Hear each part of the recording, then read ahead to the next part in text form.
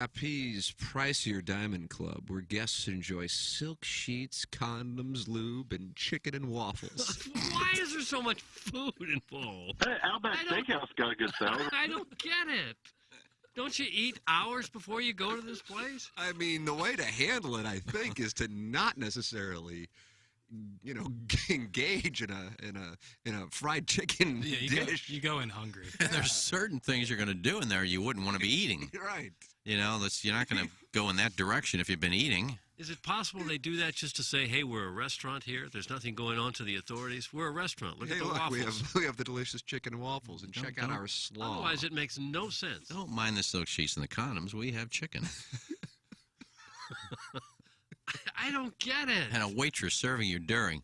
Sir, Don't more make chicken? that motion with your hip one more time while I'm in this room. More chicken over here, please. Butter me up, Daddy. Quit playing that. Billy, Doug, you know Billy Prokita? I don't know him. He's the host of the Man Whore podcast. Oh. Send me that link, please. He needs to be a regular on the program. Billy's with us. He's going to talk man whores. Oh. He's been to 5 group sex events since May. Oh, God. 5? He said his motivations for going to sex clubs had shifted. Before the pandemic, he went to sex parties with a girlfriend to explore new sexual experiences. Then in May 2021, 4 months after he and his girlfriend broke up, he attended his first sex party, and it felt different, not just because he was alone. Quote, before I started to flirt with people or tried to hook up, I just wanted to go see all my friends and just give them a big hug and be like, hey, how are you? Glad you survived. And then there's a sexual element of it, like, oh, it would be great if somebody wanted to touch me. Oh. I had to edit on the fly.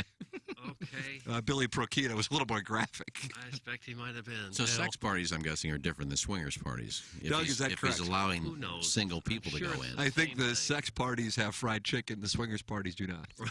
Well, I'm and more in line with swingers- the sex party. And a swingers party is not going to allow single You guys should in go there and either. Connect with a walrus girl and pick up a couple of whole fryers. I was half to expect this guy to say that.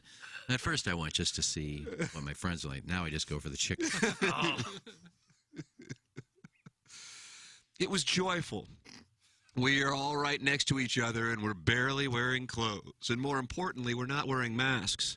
And I'm not scared about that because I'm vaccinated. Like, why isn't that the commercial to get vaccinated? Get vaccinated, and then you can go to orgies. That's not going to work for Fauci.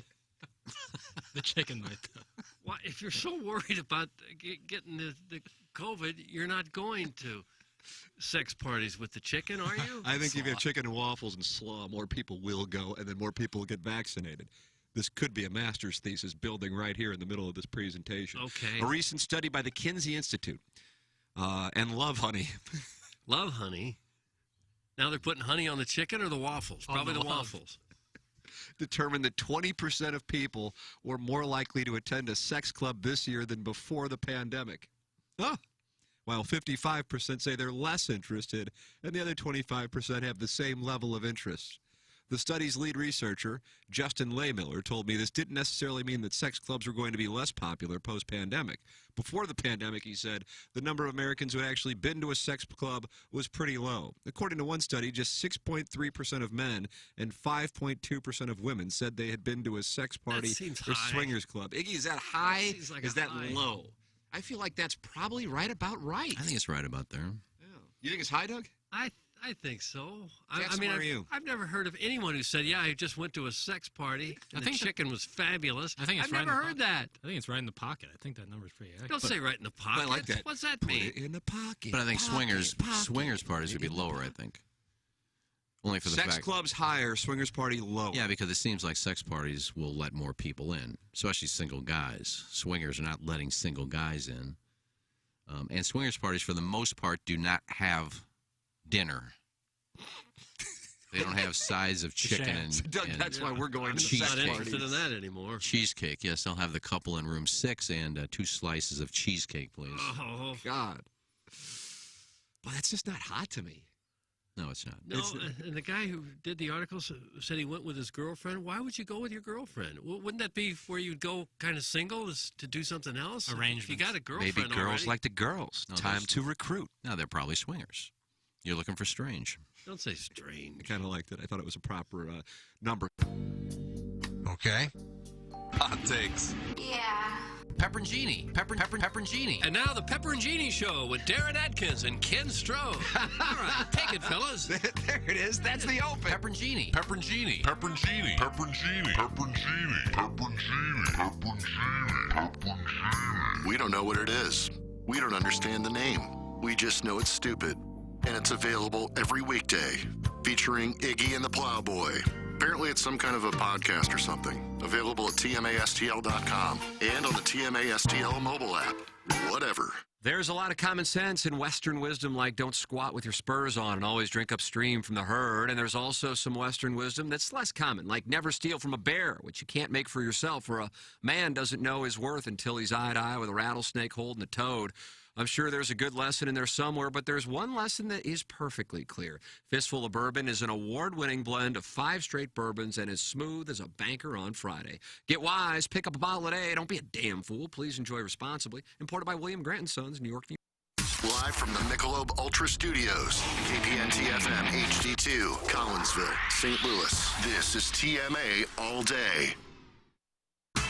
Rise and shine, St. Louis. It's the Ryan Kelly Morning After on KPNT-FM HD2, Collinsville, St. Louis. At the Morning After STL on YouTube and on TMASTL.com with Tim McKernan, Doug Vaughn, Iggy Strode, The Plowboy, and Action Jackson. 7:07 in St. Louis, you are listening to the Ryan Kelly Morning After.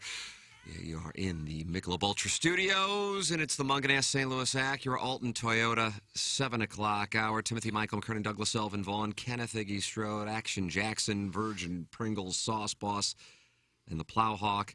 And Doug, this show is in the business of shocking the world, and business is booming. Well, it does appear to be. It feels like we're less of a radio show and more of just a street tough gang. Just kind of bullying people around town now. I kind of feel bad about that, but there's a lot of testosterone here.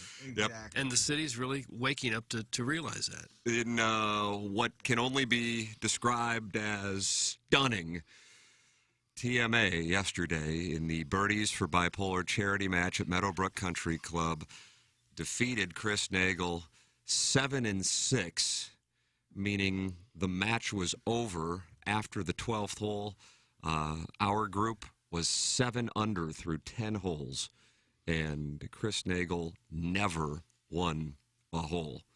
Doug, shocking development I at Meadowbrook. think we should probably start wearing black leather jackets with some studs and maybe a collar, that you'd put on Iggy the is dog. holding up the scorecard, which has been signed by everybody. And it's like personalized and bedazzled on our victories. Yeah. It's almost like a sleeve tat where you just add on to it after every slaying. Right. We need nicknames like Spike and Butch and things like that. Oh, I want to be Butch. We just got broad shoulders. That's all. I spent some time after the match. Well, we all hung out and had some Michelob Ultra. Right. How many calories is that? It's only 95 calories. Let me take a look at this sign, Doug. 2.6 grams It's fantastic. of carbs following the festivities at Meadowbrook, and talked it over with Chris Nagel and Michael Wellington, his caddy, who filled in, Doug, while you were in Tampa, and some of the Meadowbrook members. And I think Nagel thinks that this was some kind of ruse where we're all really good golfers, or at least less bad than described, because he, I think, is the only person more stunned than we are is Chris Nagel. Mm-hmm. And it wasn't Nagel's fault. There's nothing he could do. Doug, it's a cap tipper. Sometimes you tip your cap. Well, it was a sure. cap tipper. Yeah. We beat him down with a lot of slow play, too. That's what I. At one point, I did say to the Plowhawk and I said, just for the sake of ready golf, just go ahead, because I sensed there was a little frustration. Well, when we hit, we got to find 5 balls, and we didn't spend too much time looking for balls that weren't in the middle of the fairway. But you spend a little bit of time when you think it's just barely off the fairway, not in the woods. Got a lot of leaves at this time of year. Yeah. And he didn't, of course. He was looking for his ball smack dab in the middle of the fairway. 300 plus yards out. After every drive, so he would go right to his ball, and then the 5 of us would kind of wander around. I'm not sure I hit it this far. No, that's it in the other fairway, and we wore him down with that tactic. I'm positive No stall game. Yeah, I'm positive I showed every bit of my 20 handicap, which was probably a 27 from the tips. But it was just a great day in general, just like how it was set up. The weather couldn't have been more perfect. I can't believe it didn't rain a damn drop. Like it No, really was. The only thing more surprising than the fact that we were 7 under through 10, which I honestly believe if we went out there and played 100 more times, we would not be 7 under through 10. No. Is how many people were there. There was 10,000 at least. The gallery of people, like at one point, I don't know, we had Joey Goldsmith, who, along with Jake, did the Plow Dash video. And if you haven't watched that, that's on the YouTube channel, youtube.com/TMASTL, along with Josh and Cheyenne from the Hubbard Radio Street Team. And so everybody was wearing a mic, the 5 of us, but also Nagel and Wellington. And at one point on the par 5, there were people outside of their homes taking video, and there were carts coming down the fairway, and like we couldn't. Plowhawk Jackson and I were using pull carts so that we could walk and talk and get the sound. Again, total ripoff of Barstool versus Kisner, and there weren't really ways for us to navigate all of the people in the carts to get our carts up by the green. And I'm going, what in the world has happened here? The Goodyear blimp was loud. Disturbed me on a few of my putts. I noticed that. That. Yeah, there were a couple of holes where I was the cart that was in the back, and there was like 20 carts in front of me. And, God, all these people are watching, and you guys, I think the slow play, it wasn't really slow play. I don't think so either. I think it was that we had 3 people walking, and, with all the carts out there, it's kind of taking a while to get to your ball and off the cart path. But that wasn't it. It was the fact that we we didn't play that slow. We weren't looking for that. I mean, I donated so many in the rough, I didn't even want to go walk and look. 5 guys are never going to play as quickly as one guy. Well, I ever. 100% agree. Well, no, he's waiting for 5 shots. Right. So we're not and playing slow. That's what slowed him down. Well, we weren't slow. I mean, there must have been 100 times Tim said, Strixon Blues logo? Strixon Blues were logo? you guys playing the same ball? Yeah, we were. Yeah, I mean, Playing the same ball? Wellington, during the Lemmings, gave me these 2 boxes of balls, so 4 sleeves, so 8 sleeves. So I gave Iggy some because he said he was running out of balls. I think when we went to Westboro, I gave him some. And so we were playing, which actually wasn't bad. We kind of knew that you're going to be a little bit further than me anyway, so it worked out. But yeah, every time, Tim, Strixon Blues logo. There it is. I had a range ball a few times. You did? I got tired of losing them. I think it was the weirdest deal because I wasn't looking at my phone the whole time. The one time I did, and it's actually when Plowhawk was teeing off on the 254. There's a picture of it of me texting while the Plowhawk is hitting his 254-yard par 3 shot. But just to communicate with my wife who came out there for the festivities, and she was arriving late after picking up our son from school, and so I didn't look at my phone at all. I just kept it in the bag, and I get done, and I think we got back to the clubhouse to have some drinks and do our Michelob Ultra post-game wrap-up show, and the number of texts and social media posts about this thing, I think the video of us shaking hands after we won has like 4,000 views, and that was from the Nagel Tracker account, which only has, it has a nice number of followers, but it doesn't have, I don't even know what the TMA account has, 14,000 followers. So there was a legitimate amount of interest in it. For those of you who will want to watch the video, if you saw the Plow Dash video, you know the caliber of production that will go into it. If you haven't, you ought to watch it because that was stunning as well. And I would imagine that will be ready in a few weeks. I'm saying in a few weeks to be as vague as possible. I have no idea. But this will be even more of an intricate editing process than the Plow Dash or Iggy and his 9 out of 10. But Doug, we keep getting presented with challenges, right? And it's TMA versus the world, and then the only question left is who's next. Right. I don't know if it'll be a skydiving challenge or just raw weightlifting, whatever. I don't think a lot of people want to test us anymore. No, I don't think so at all. Butch. I don't think so. Thank you. Butch. Nice. I'm going by Butch. Well, I'm sure there's some shows in the building that like to take us on. All right. I always like to cross-promote, so. That would be fun. I wanted to do that. I think it's something else, though, because golf's pretty much over, so. Golf is over. Yeah, I think it's something there's already sports. talk of a rematch. I think Nagel and Wellington would like to see how the players would handle Meadowbrook in the spring when there would be rough. I love that idea. So I think that will be happening. And Doug, we welcome a rematch. I'd like to go back out there and find some of the balls I left there yesterday.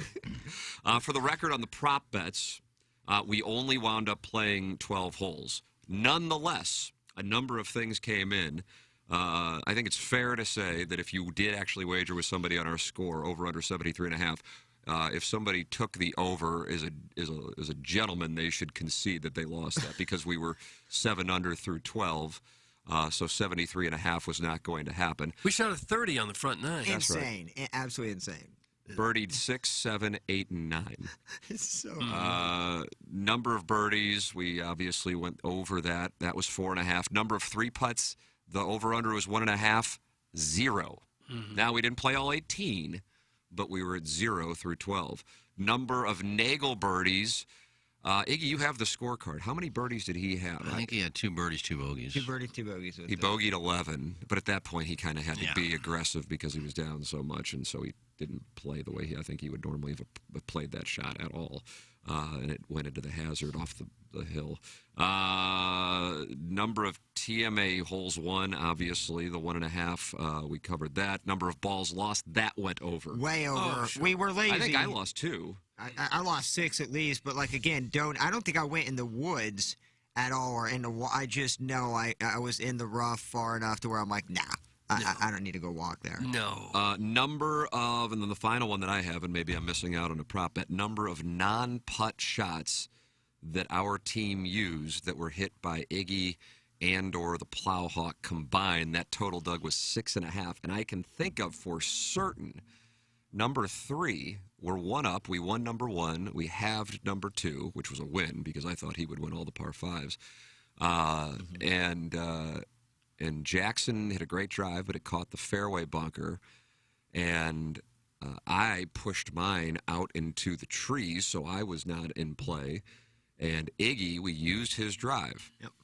And we used 2. I think we used his approach. Yeah, because that. Yeah, we did, because it went over. Not totally over, but it was on the fringe, on the back end of the green, and the pin was up front. And so that's 2 right there. And I was told that we covered that number. But I just can think of 2 right there out of the gate. I think we used 6 of Iggy's and at least 1 of mine. I would say no less or no more than 2 of mine. But I think, again, the team morale, I had a blast out there doing that, regardless of how many shots were used of mine. But Iggy had at least 2 drives and 2 3-woods that I can think of, and a couple of putts as well. We might have. I think we used his tee shot on number 8. Yeah, which is an uphill par 5, and I think you hit. I don't know if you hit 5-wood or 3-wood, but Nice shot, Popeye. And I know we used 2. I don't even remember the drives. I know we used 2 of my wedge shots. There's one we used that was barely on the front of the green, but nobody else was on. And then I think I hit another one about 10 feet that we used. So the thing is that everybody can trade. It wasn't, 3 people played bad and you and Jackson. I mean, the last 5 holes, Doug found his swing, was playing a right to nearly left shot. holed out from 165 yards on number 9. Yeah. that was insane. And I think Nagel was already like, holy crap. And then when we're 165 out on number 9, and Doug, for real, I honestly thought it was going to go in. I usually make that shot. It's so good. I'm a little upset. It was unbelievable. I was just like, I mean, it was he had a birdie putt himself after his second shot, missed it, and then just I mean, it was probably 3 feet at the most. I mean, it might have been 2 feet, 2.5 feet that we were 5 up through 9, and at that point, some of the gallery started to trickle away because there wasn't a whole lot of drama, and then we birdied number 10. And at that point, Nagel's like, yeah, I mean, I'm a realist. This thing's going to be over here soon. And he was dormy, Doug. Dormy AF. I remember you saying that. Dormy AF. I never said that. On 11, he had to hole out and win number 12, and he did not. And he said, congratulations, boys. And the Nagel tracker captured that video of us shaking hands. And the miracle at Meadowbrook was complete. That's got to be a shirt. Miracle at Meadowbrook? Yeah, what we put on there as far as pictures or anything, but I think Miracle at Meadowbrook's got to be a shirt. Well, we haven't heard from Jackson yet, and Jackson from the get-go was the believer.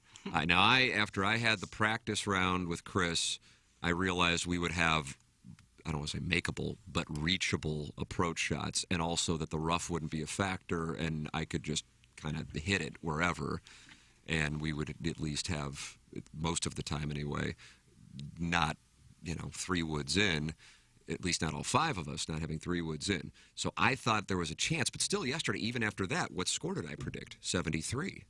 So, Jackson, you believed from the get-go, you have to feel vindicated this morning by what transpired. Ladies and gentlemen, Jackson Burkett, you may know him as Piddles on Balloon Party. Oh, Yeah, I mean, I felt the belief from the get-go because I knew we'd have 5 shots at every single shot, including on the greens, which was massive because we hit every green. We didn't miss a green. So there was no opportunity for us. Stunning. We didn't chip a That single shouldn't have ball. brought that. We caught every single green. And there was times where I had 3 looks at a putt, or Iggy had a look from Plowsy, and then Tim hit some monster putts. Some Oh, Timmy. downtown. at least 2 of them that were 40 feet long. Just some monster putts. Like Monsters. the stars aligned in a perfect way. We played out of our minds, and the door was never open for Chris. Every time it was, we closed it right up with either a long putt or, we'd always get in the fairway. We'd always get on the green. We played really, really well, and we believed. And I think Mother Nature was the biggest. What a beautiful day we had. I mean, that was the indicator that it was on our side that day, that the rain went immediately away and a beautiful day erupted. I am going to give the MVP trophy to Jackson. No offense, Tim had some major putts, but it felt like the crucial, clutch putts that we absolutely needed, although Tim was last. But Jackson nailed some. Even if there were 12, 13, 15 footers, they were absolutely needed because you knew Nagel wasn't going to, putt his 10 to 15 footer in easy. So Jackson had some monster clutch putts. Appreciate that, but you don't get to 7 under through 10. It was an absolute team effort. That was the definition of everybody contributing. That was like a great scramble golf. That was great scramble golf that we all contributed. If someone wasn't in the fairway, someone would throw us in the fairway. If someone didn't hit the green, someone would put us on the green. Doug's shot on 9 should be put in the Louvre. That was in the Louvre. Yeah, that's where it's going to go, Doug. Wow.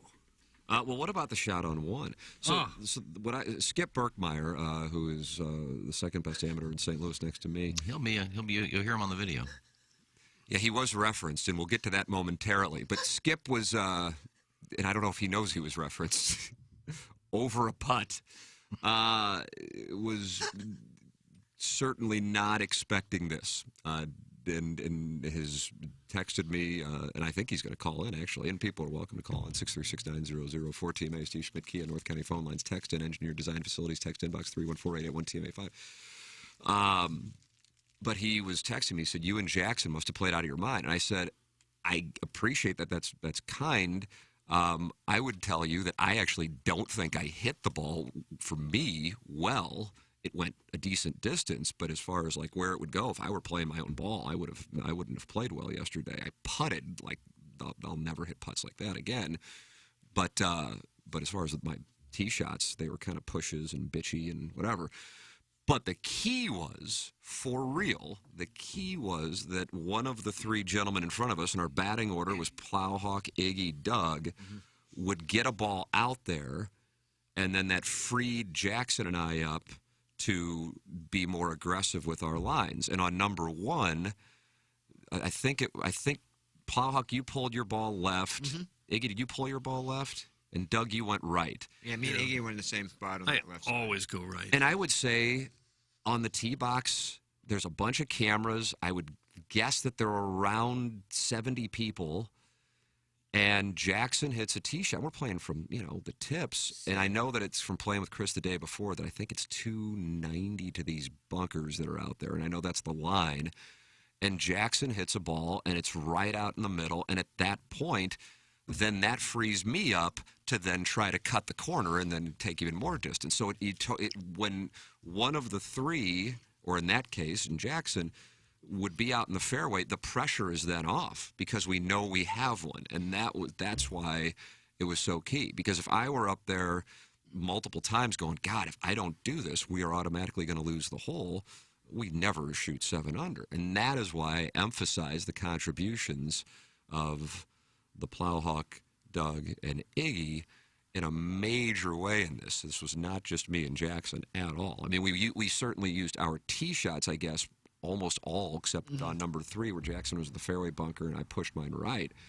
But that was kind of what we expected. But the fact that one of you guys were out there in the fairway and were safe, that allowed us to take lines that, we normally wouldn't do. And we also knew that Nagel was going to be God only knows how much further than us, and that's just kind of the deal. Because he hits the ball like a rocket. And I'm glad everybody had a chance to see that, and wait till you see it on the video. Yeah, it is like a missile, and it just keeps going, and it keeps rising, and it's... There was only one hole that I can think of that we played an approach shot out of the rough, and that was a par 5. That we were just over on the right rough. We took a drop from the cart path, but we had like a 60-yard chip from the rough on our third shot on a par 5. Other than that, we played every shot out of the fairway, I believe.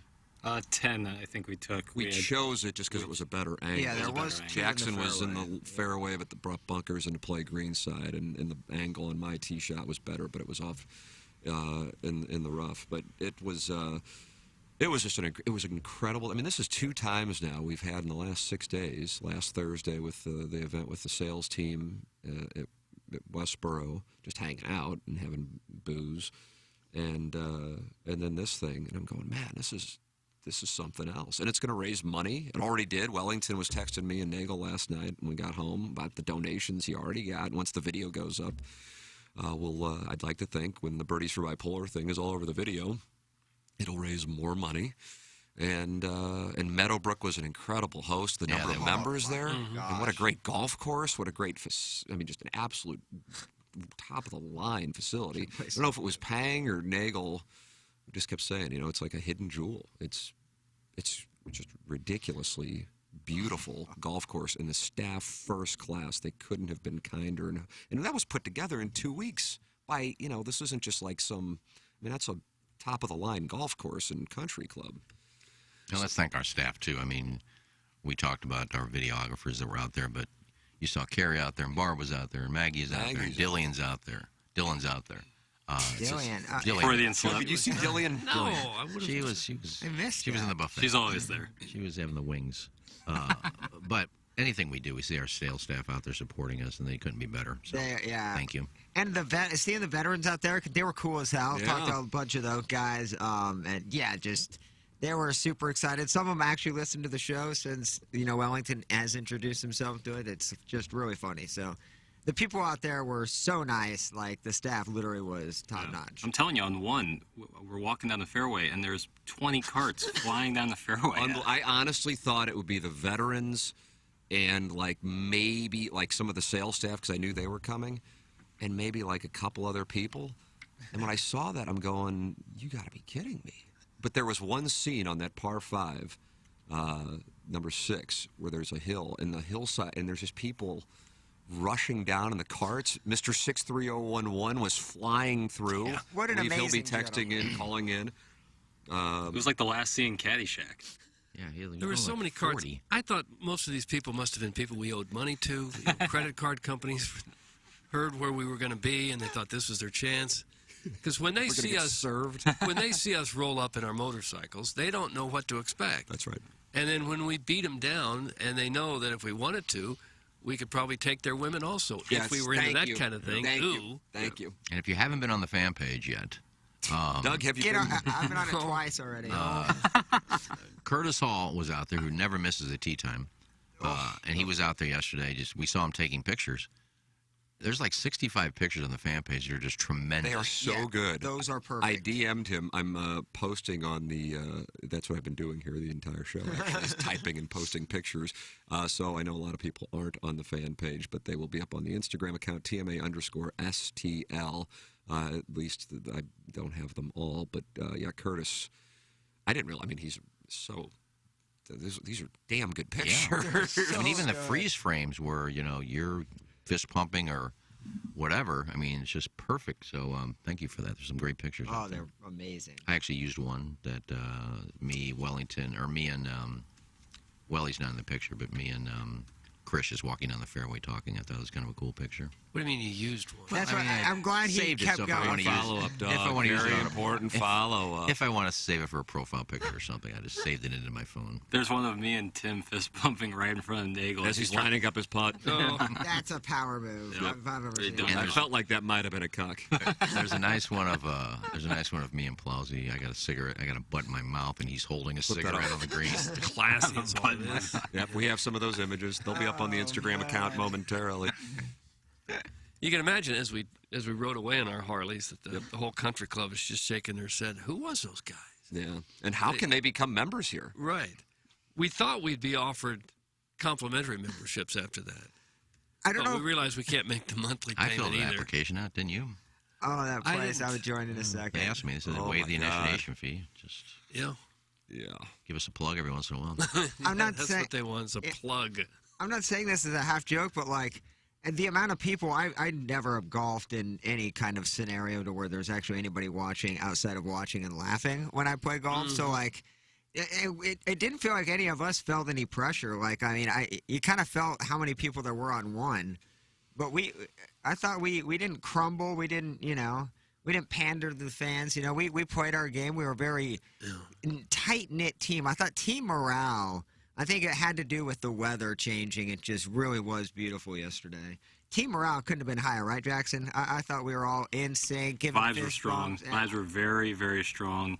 I felt like there was romance It amongst was us. I didn't Am I off on I that? didn't- I was didn't clutching catch. Plowsy. His sweater looked really good yesterday. Yeah, so it did. I was kind of clutching him at some point. Somebody grabbed my ass. I don't know who. But Oh, for heaven's sakes. That was just a great time, Sweet man. digital pleasure. well, I signed so much yesterday and took pictures with everybody. It was just. Let me get through the line first. I You got cramps in your right Yeah, I hand, think that's probably. what slowed it down. Yeah. What a fun day, though. And Meadowbrook, God, what a great course. Amen. What a facility. Yeah, that was two different practice incredible. greens, the range, the little short game area. The range was so cool. And 'Cause, what like, about Wellington working with Doug on the range as Key. Nagel approaches, and he couldn't have been more stunned to see his caddy working with the enemy. And Doug, would you say Michael showed you a couple things that immediately had He did. impact? Yeah, he did. Yeah. I'm trying to correct a lifelong slice or fade off the tee. I can't get over that. And he worked with me where my shoulders were misaligned and everything. And hips, he placed his hands on my hips. And we really kind of came together as one. And I started to hit the ball a little straighter. Of course, then once the round started, I went right back to the slice and the fade. On the tee, I hit the ball on the practice range, I hit the ball pretty well. Once we got out there, not so much. That's how it usually works, though, Doug. I had two swing thoughts the entire day, and they were both thoughts that Michael Wellington gave me a week ago. So his impact cannot be understated. He could be a great instructor Yes, he would be. if he wanted to be, but I don't know if it's something I'm pretty confident it's not something he's looking to do. But yeah, when we're Not yet. He's too young right now to give up his own dreams. But somebody's going to get lucky at Gobble Bowl. He gave me 3 one-hour lessons with Welly. So somebody's going to get to go see how That'd good be a he is. nice little there gift. you go. Yeah. Your thoughts are welcome. Engineer Design Facilities, text inbox 314-881-TMA5. 314-881-TMA5. You can call in, and I think there are some people planning to call in and kind of, Doug, would you say doff Somebody's their cap? Calling in right now? Oh, I That's don't know right. about that. 636-9004-TMA, the Steve Schmidt Kia North County phone lines. And you can email in for our Design, Air, Heating, and Cooling email of the day, the morning after at InsideSTL.com. And we've got breaking news. In the first ever fan page specific piece of TMA merchandise, the screenshot of this group, what does it say? Group status or something? This group has issues. Group quality. Group quality. Group has issues. That has now been made into a T-shirt and a hoodie.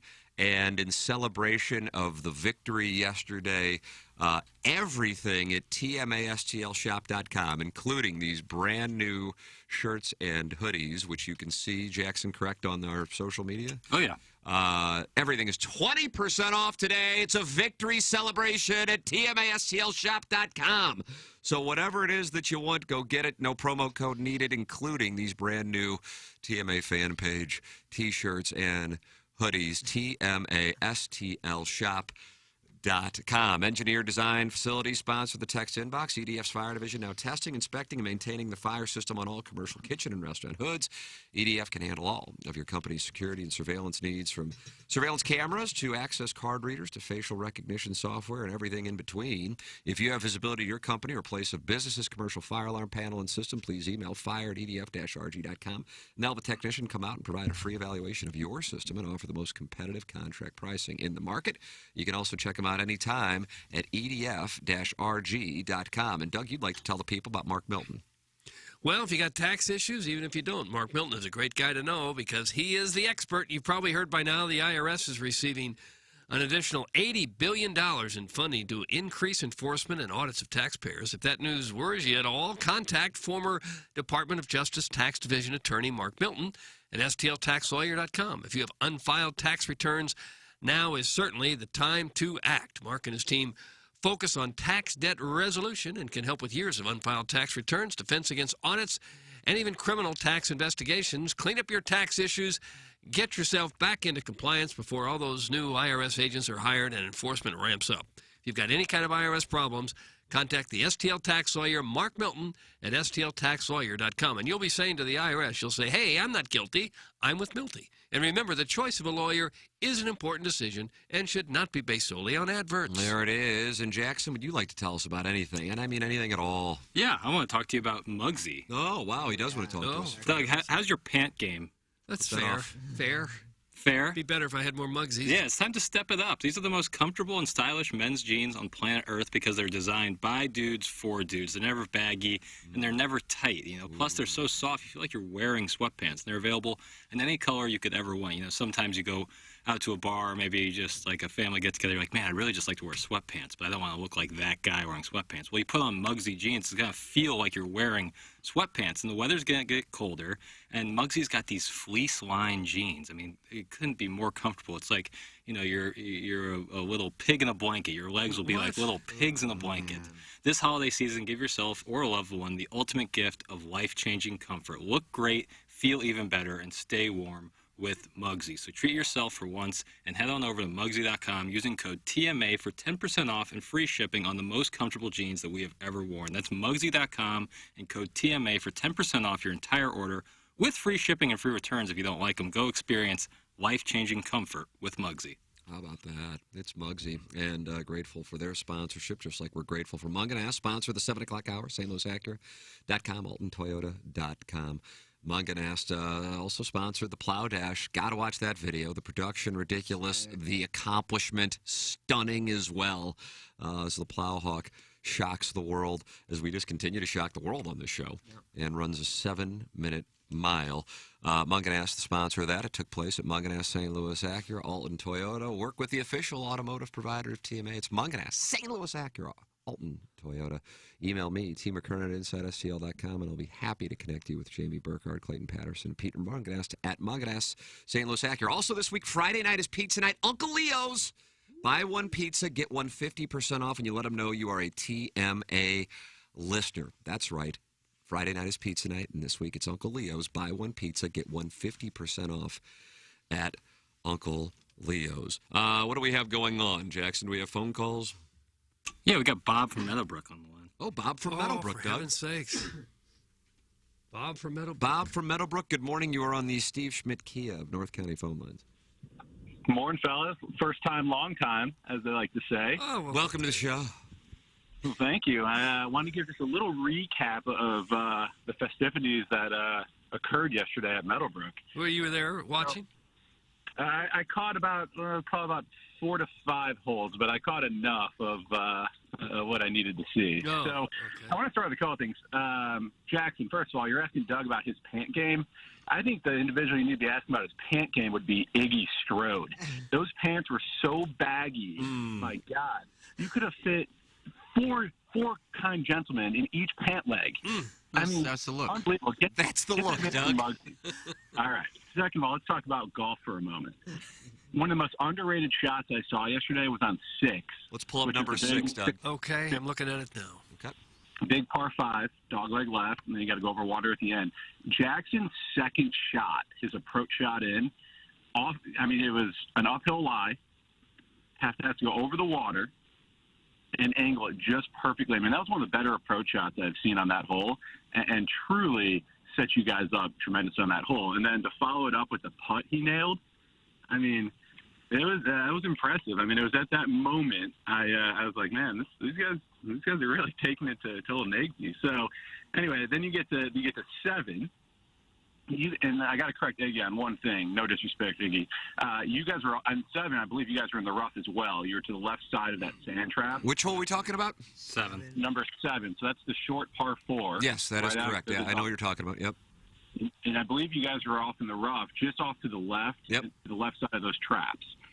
Pretty tough lie. I couldn't see exactly where you were. And I think was it Doug who hit the back left green? Who was that? I think it was me.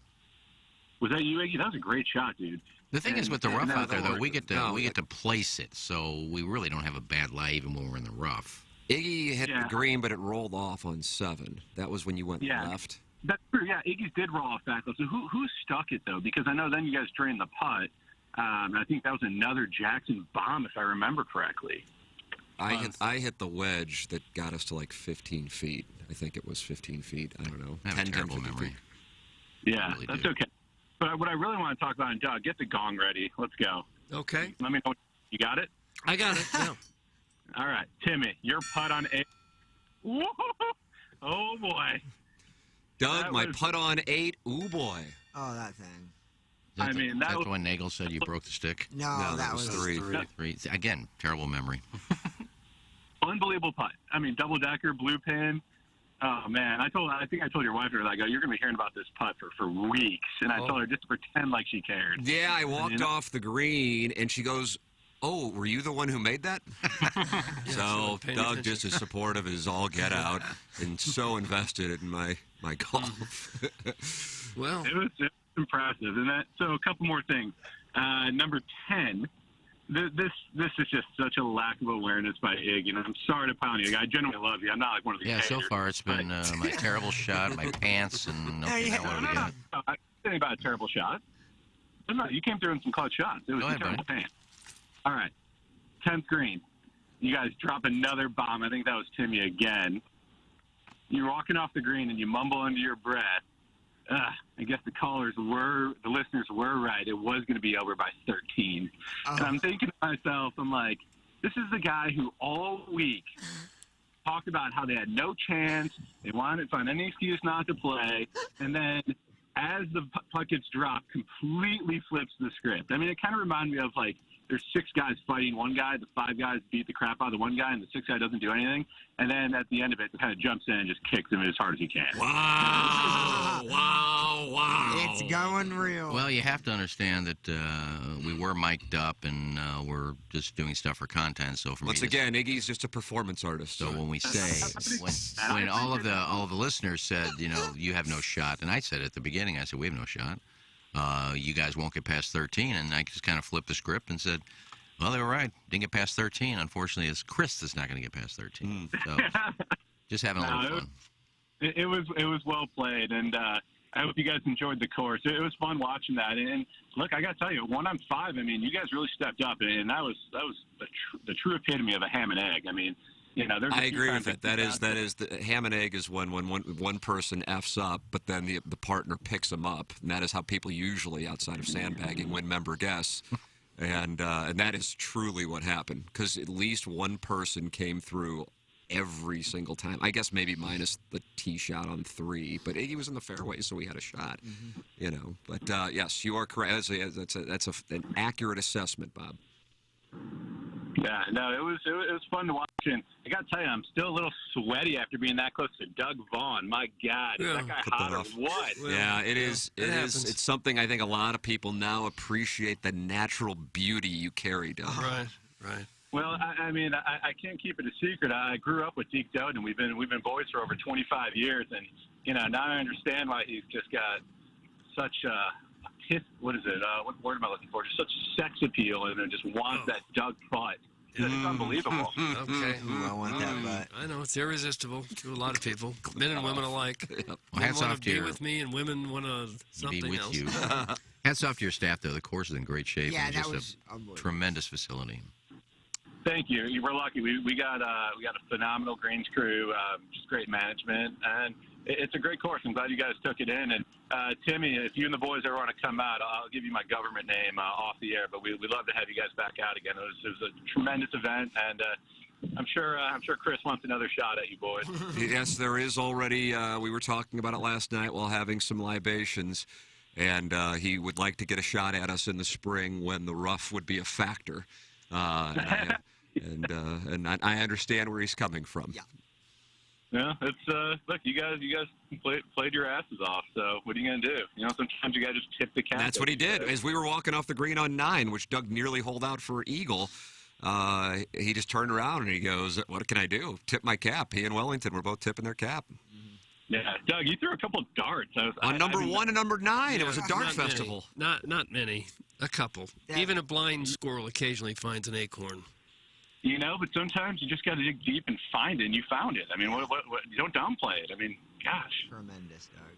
Well, So, anyway, again, all we right, didn't boys. play Well, too many. thanks for taking the call, and it was a heck of a, I guess, a win for TMA. So, That's what it was. yeah, I will say, I think you do rip more darts than Angel Cabrera on the track. I got to give you that. I understand that some of the members were alarmed by 2 members of the team, Doug, and we won't name names because that's just not what we do.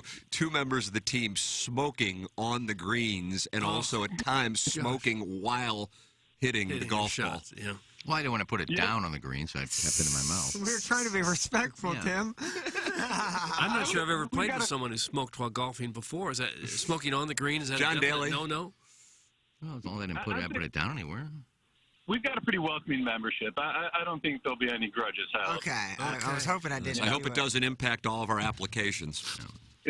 Well, hey, the way you were putting, Timmy, I don't know. You may have to come over to the west side and maybe quit Westboro. What do you think? Yeah, well, there was certainly a little conversation amongst the family last night.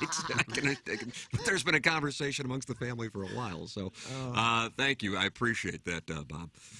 Course plays to your skill set well. You can actually break the driver out of the bag. That's also Nice. Bob, thank you so much. Thank you for being in attendance also. And thank you to all the people at Meadowbrook who hosted it. All right. Boys, take care. Hey, Deke, I love you, Deke. Okay, easy, Bobby. He likes easy, Bob. I love that guy. Great. That's how you call. That's how you make a call. Did they flick their cigarette butts on the ground, or Nope. those Turbo Hoosiers use ashtrays? That's from Show 'em Budsman Brian Henshin. Not one single butt was on the ground from either Iggy or myself. Ozzy saw where mine were. Yeah. Where'd you Where put were him? they? In your I cart? Put mine in the cup holder. I put mine in an empty Lay's bag. And then as we Ate a got bag done, of I Lay's took them out chips. and put them in a empty box that Plowsy had and threw them away. So Yeah. there were no butts. And I had 5 cigarette butts in there. So what, a 5-hour round, 5 cigarettes? I don't Like know. I was smoking every shot. Guys, I'm looking at all the pics on Instagram as we speak. Damn, you all are sexy. But question, was Plowsy wearing baseball cleats? And that is hot if he was. Thanks, that's Flocky the Smurf. No, they're just plastic golf shoes. I mean, I got them 2 Christmases ago. Yeah. You got to be kidding me. Baggy pants and smoking on the greens. What a Hoosier. That's from the 314. Oh.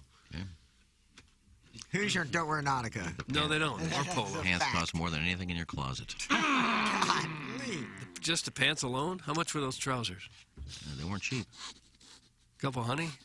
That's the look. You want a little. Doug, room. that is the look. You want a little room in the leg area. That's the look that Ben Hogan had, I remember.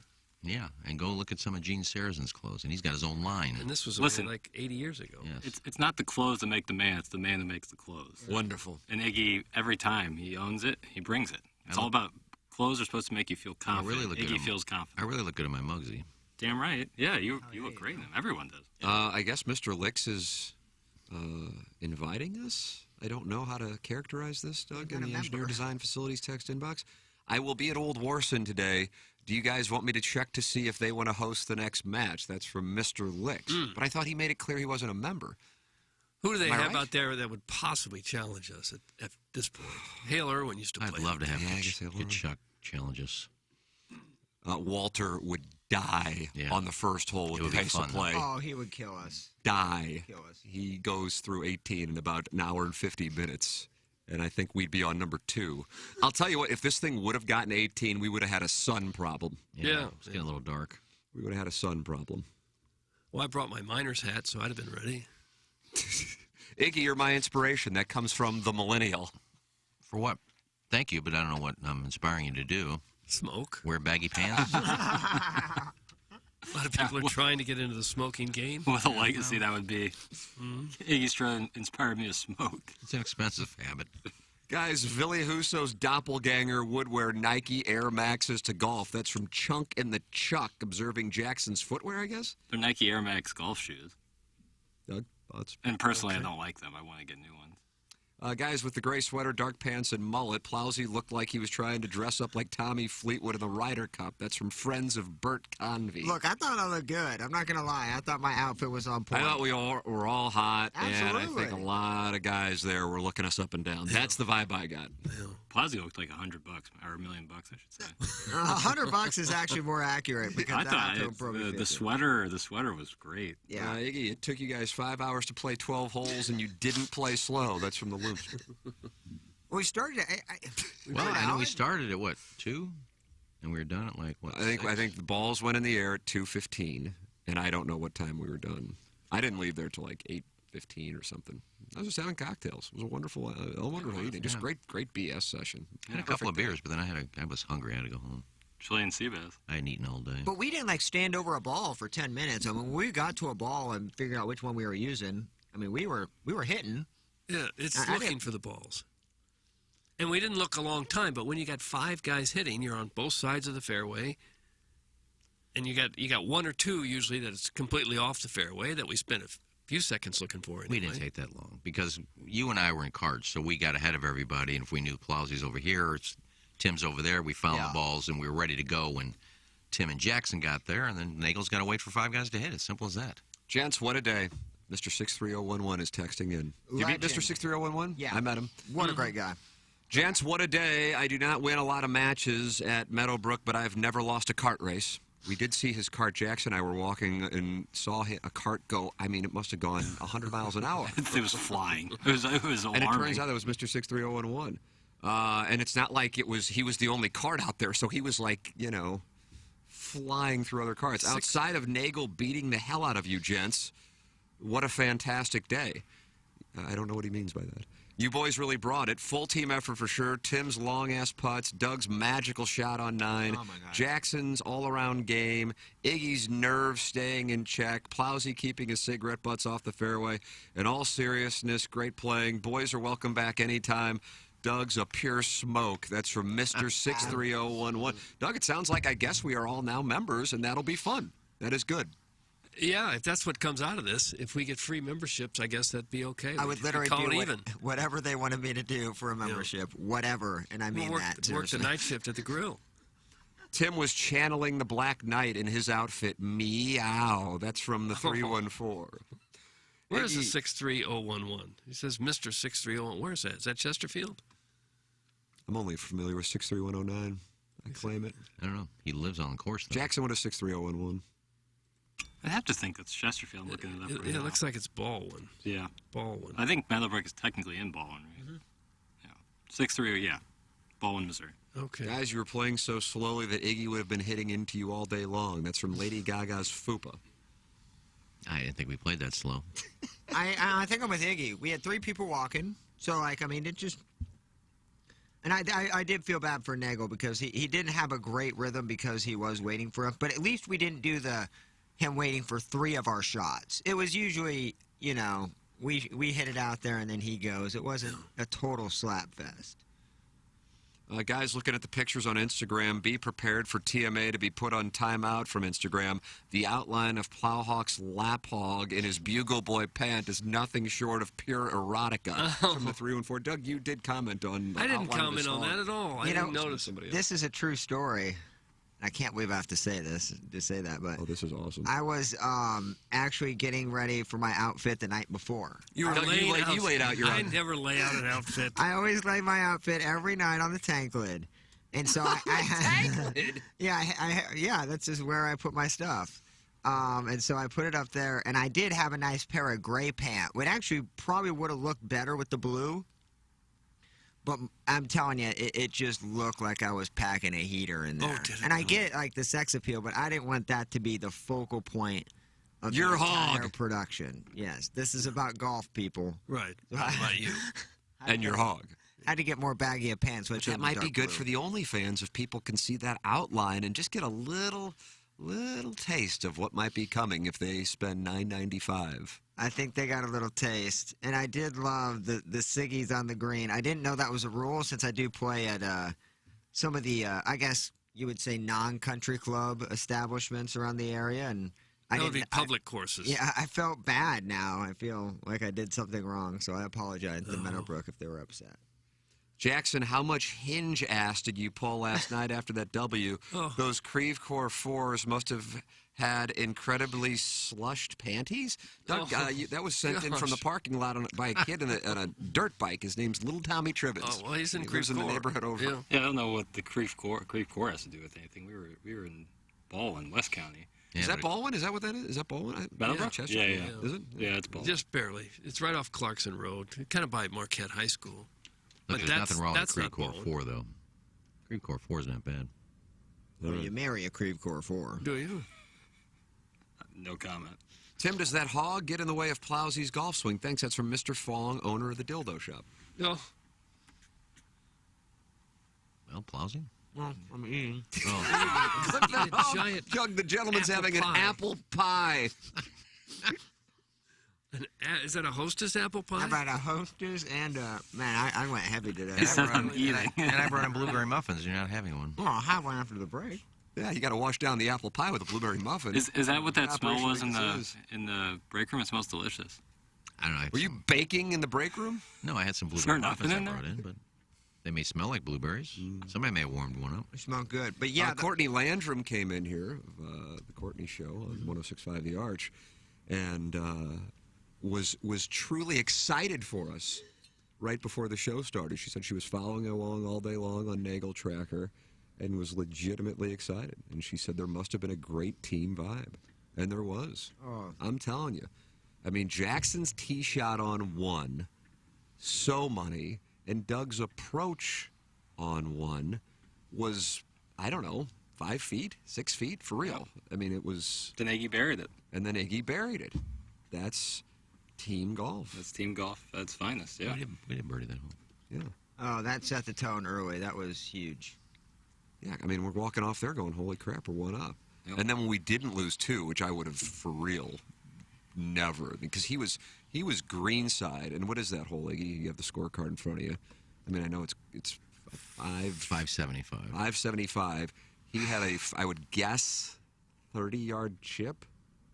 Yeah, maybe even And less. then missed the birdie putt. And it wasn't an easy birdie putt, but he missed the birdie putt. So that we staved off. He was already tired of our slow play. I think he was. Second hole.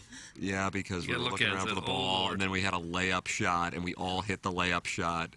And then once we had a great layup shot, I'm like, okay, well, I'll try to shape a 3-wood like Bubba Watson at 10 at Augusta, and it just goes dead straight like 250 yards into the woods, and I'm sure he's like, God almighty, what is this crap? Where were we on 4, the 250-yard Doug, let's par pull 3? up. I don't remember. We were on the green, but who hit the shot? Jackson was the one who hit it on the green. Yep. And I didn't even realize you were close. I guess it was the sun situation. I didn't know you were on. I don't think anybody knew you were on. No, I didn't. I thought it was peeling off to the right, so I thought it was going to be So like... you started it over the green. Yeah, I I thought it was- figured we were using mine, but it was just going to be a chip and a putt. So I figured we were going to get a 3. But I mean, here's the thing about it. We were 5 up at the turn. Am I right? Is that right? 6. No, we were 5 up. 5? We won were the last 6 two. under, but 5 up at the Got turn. it. Yeah. 35 to 30 we shot on the front. This is, I think I was telling Doug this. Nagel had to roll in about an 8-footer to save par to have number 4.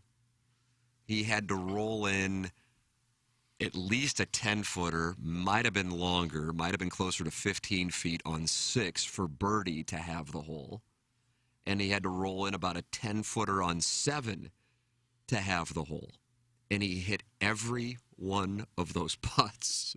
So it just shows you how ridiculously, I mean, there's no other word for it, lucky we were. Because, again, we play that 100 times, and I just don't think that happens. Because it was the putting. It was the putting. I mean, Jackson, even though your putts weren't, super long, we're still not we're not a mathematical favorite to make those, even with 5 runs at it. Mine are, super lucky. I mean, I hit the flagstick going 100 miles an hour on 3, and the putt on 8 might have been the right pace, but still, I can drop down 50 balls and I might not hit that. So there was some mathematical outliers that took place. Well, in 8 you had that leaf helped you more. That was than the line, and I'm like, okay. And with the way I handle it, I aim at something, and I'm like, okay, I know I won't hit it if I aim at it, and then I happen to hit it, and it put it on the hole. Yeah. Buzz is active this morning. Doug, caller Buzz. Well, sure. The ferret and the hung gerbil stepped up, shot more darts than they smoked. Great stuff, boys. That's from caller Buzz. I wouldn't say I went dart shaping.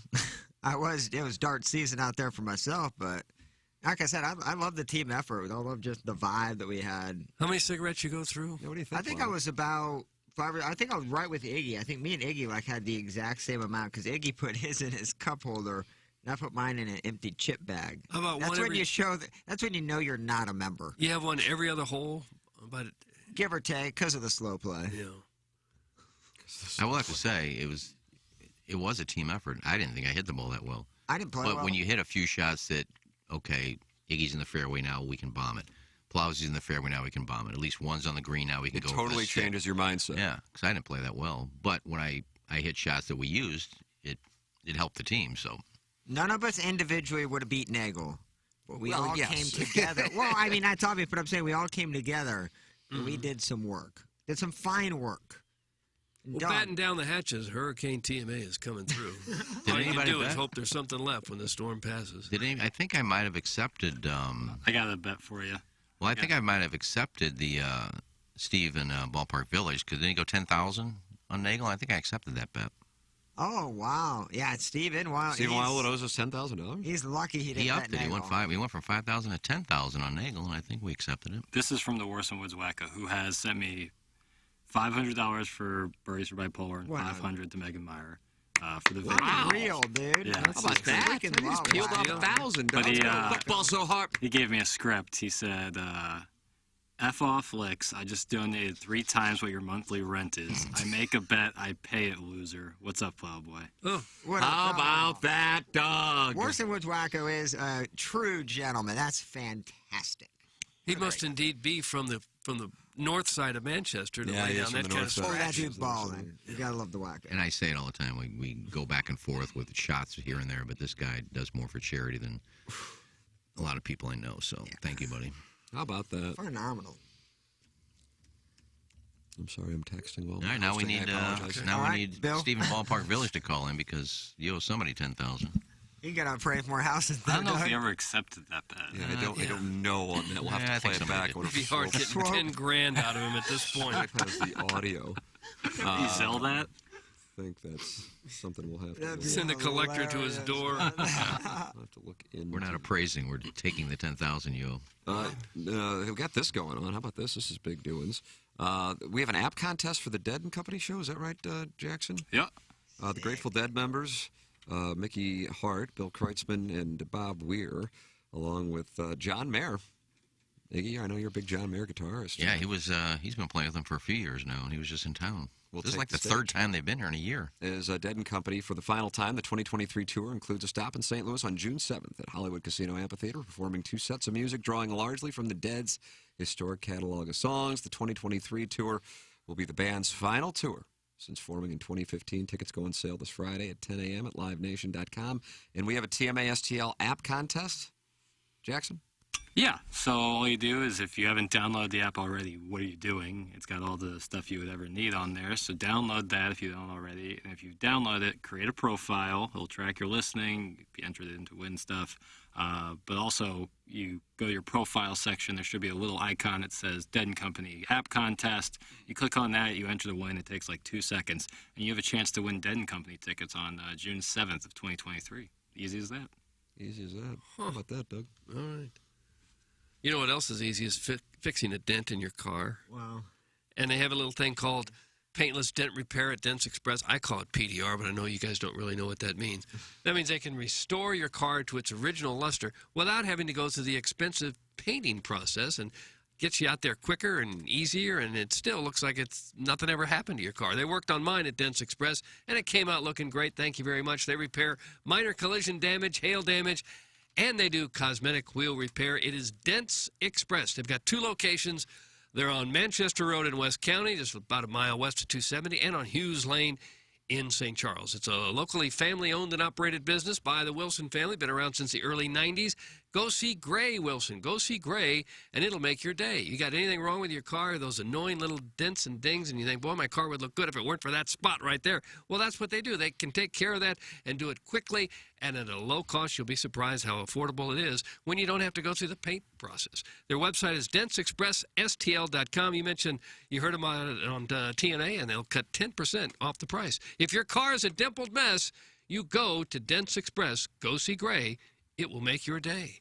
Doug's Glue Guzzler says, I bet Mr. Licks hasn't donated that much in his life. That is from Doug's Glue Guzzler going after Mr. Licks. I thought they were allies. I can't keep track of who's fighting and who's not. DGG bashed Licks, but he also said he thought he was the worst caller until Mr. Fix. So I think that's that was right. the only compliment. It was Hugo Posh versus Licks for a while. That's right. I don't know. Hugo Posh and the Worson Woods Wacko, I think, was how this whole thing started. Right. That was the South of Manchester debacle.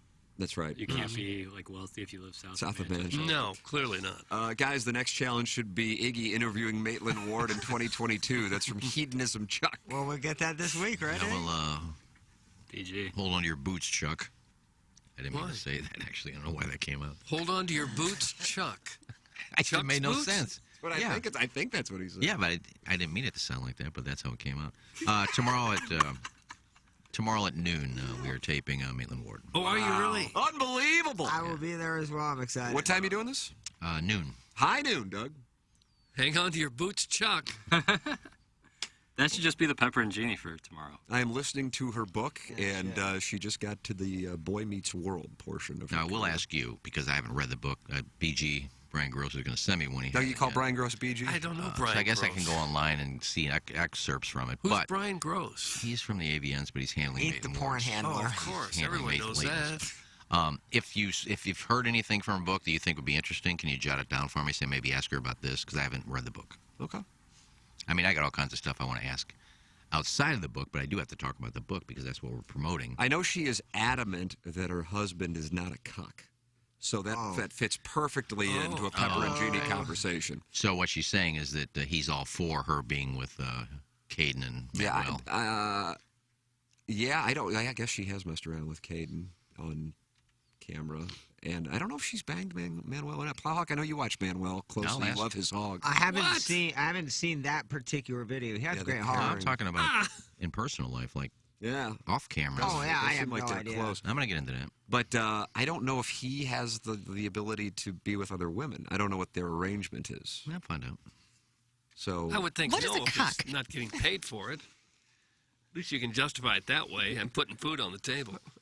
Yeah, well, I'll get into it because she is married, so, how does your husband feel about it? Do you bring girls back to the place? Other guys? How's that all working?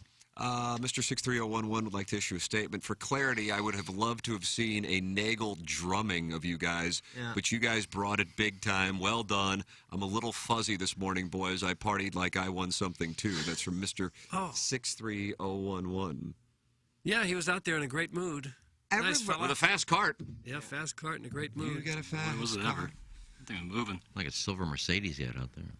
I mean, they were serving those Mick Ultras like right when you finished one. It was a pony They out were there. right. Oh, it was. I How about love that that. patio they got, Doug? Did you catch a glimpse of that? I did, yeah. Spectacular. My goodness. I mean, I think now that we're members, I think we hang out there this afternoon, Yeah, maybe play I'd love to see 36, it. and then just hang out there. And Looks see like what they had a the weather nice little happy hour going up there on the upstairs bar, patio area. is. When I left, like at 8:15, whatever time I left, there were people out there just enjoying themselves. I mean, it was, God, what a scene. Just partying on a Wednesday night. Perfect golf course, Beautiful day. Eric, It just was. send us your membership number, and we'll go out there and have lunch today. Oh, my gosh.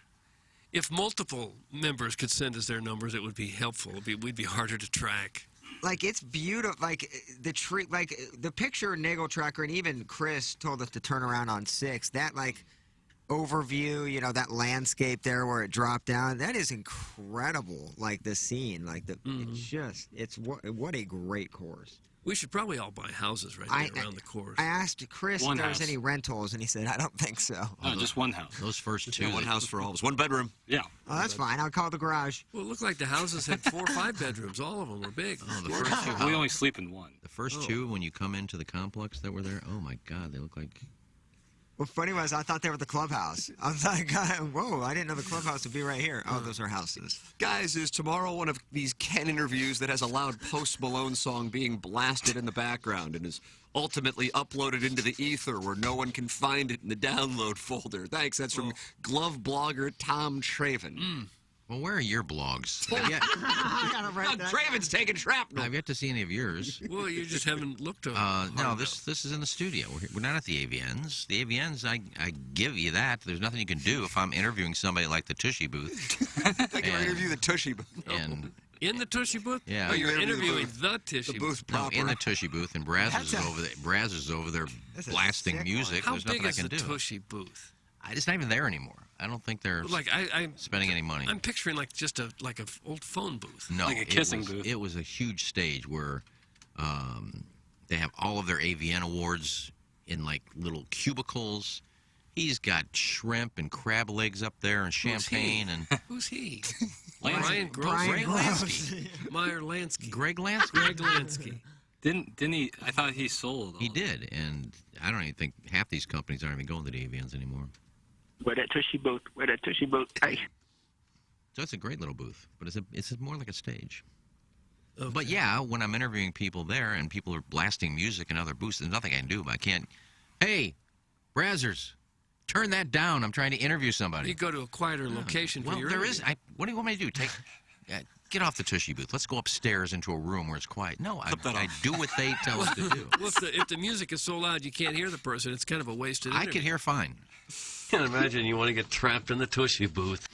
Guys, interesting little side note from yesterday. My good friend is the man behind the Twitter account Nagel Tracker, and he said Iggy is a human rain delay on the golf course. Thanks. That's from Hedonism Chuck. I may be the fastest player you've ever seen play, so I don't know what that that's is. not Nagel right. might call it now. That's not My right. pen's running out of ink. Let him call in. I get over a shot, I hit it. But getting to the shot, sometimes it takes a while. He was in a cart. I didn't. What do you want me to we do? were waiting for us. I'm in a cart waiting for the guys to walk up to the ball.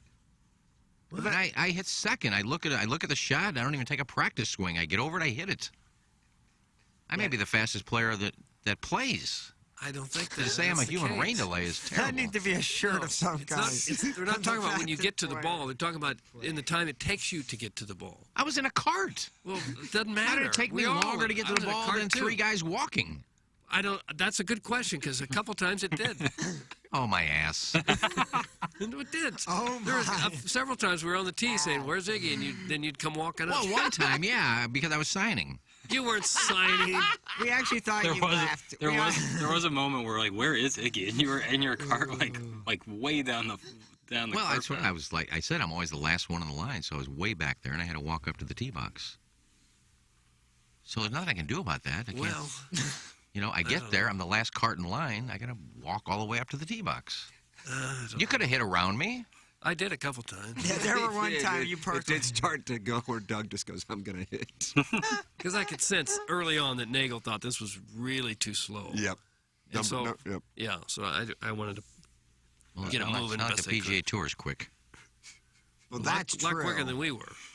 Because the balls are usually in the fairway. They spend zero time looking for balls. Well, they're not playing 5-person scrambles either. No. Yeah, but they got caddy going up like halfway up the fairway to check the yank. Like, I mean, dude, PJ takes a while. Even with that, they're much more precise with their ranges and what shot they're shooting, and not just all right. Here, we're gonna put a tee there, and we're just gonna go.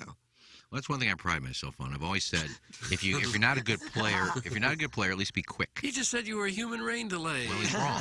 No, I'm not a great player, but I play quick and I dress nice. So, Well, if you can't play the game, 2 things: dress nice, look like you can play, and play quick. Doug, there it is. Those are the 2 Okay. things. and hold on to your boots, Chuck. Yeah.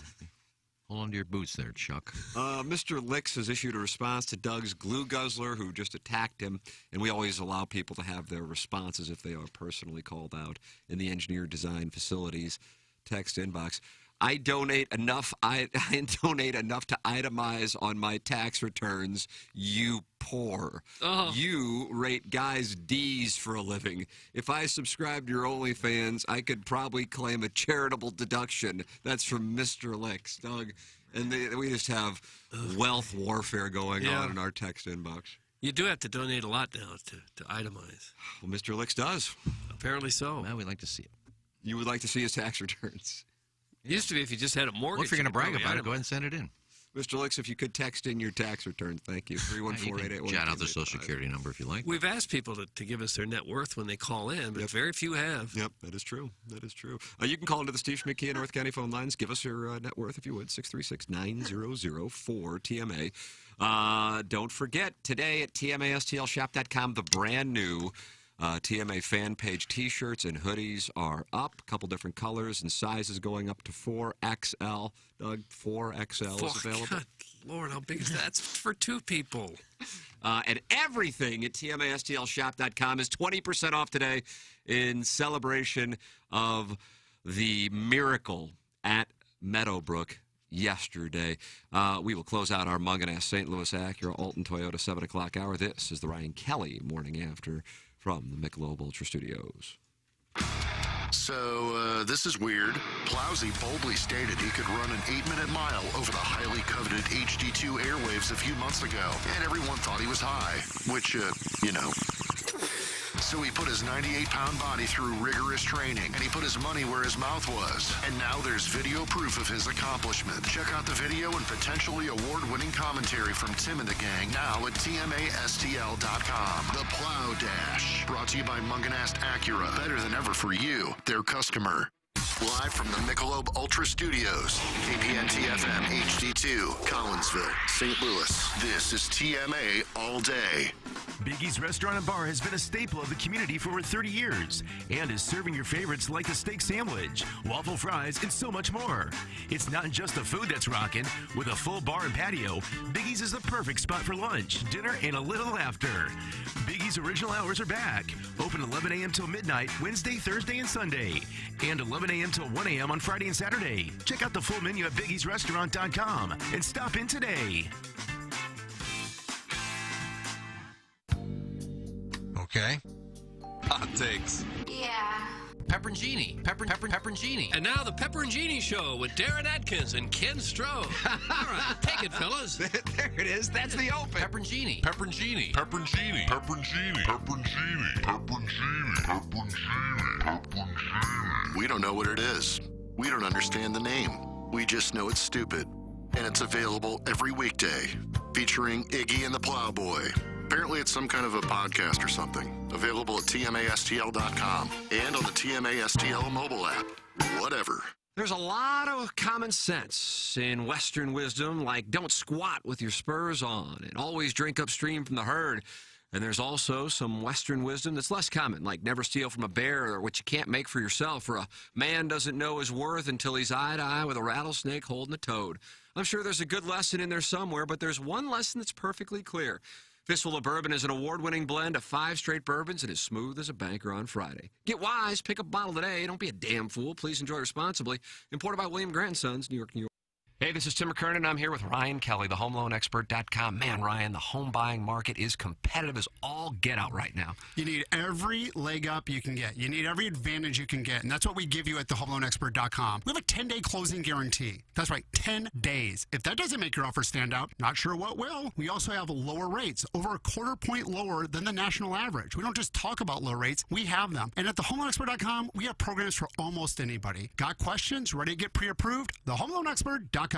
Hey, this is Tim McKernan, and I am here with James Carlton of the Carlton State Farm Insurance Agency. And James, I love getting emails from listeners who support the sponsors. I got one last week from a client of yours who switched, and you immediately saved him $1,000, and it meant the world to him. The area that we're really having an impact on people's finances are people with drivers under the age of 25. We're seeing material savings for these types of clients, hundreds, if not even thousands of dollars per year. James Carlton, Carlton State Farm Insurance Agency, 314-961-4800, or go online at carltoninsurance.net.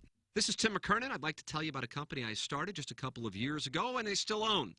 And it's called Sound Story. It's essentially a 1-hour interview that we do either in person or via Zoom with mothers, fathers, grandmothers, grandfathers. They come in and they tell their stories, education, growing up, and of course, family stories, the wisdom that they can share with their loved ones for generations to come. It's an audio heirloom. It's Sound Story. To learn more, go to mysoundstory.com. With the fall's cooler weather upon us, we hope you'll let Lime Concrete Block help you with all of your landscaping projects. They've been a locally owned and operated manufacturer since 1947, priding themselves on their quality of their products and the customer service they provide. Lime Block offers a complete line of fireplaces, outdoor living kits, decorative retaining wall blocks, ready-mix concrete, masonry block, as well as concrete parking curbs and air conditioning slabs. Please visit their showroom off South Broadway at 326 East Courtois or visit them online at limeblock.com. Here's Action Jackson with 3 more ways to get TMA content. Check out listener rewards on the new TMA mobile app. Watch the show live on the TMA studio cams. Find it at TMASTL.com. Get the podcast on the TMA app. Download it now. Thanks, Jackson. It's the Ryan Kelly Morning After on 105.7 FM HD2. KPNT HD2, Collinsville, St. Louis. Now, back to the Ryan Kelly Morning After.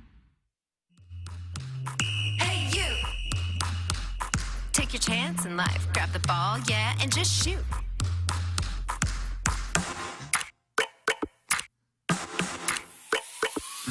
Walking on through this game of life. Got the new stuff out. I have arrived. Asking me how, but watch me bring it in now.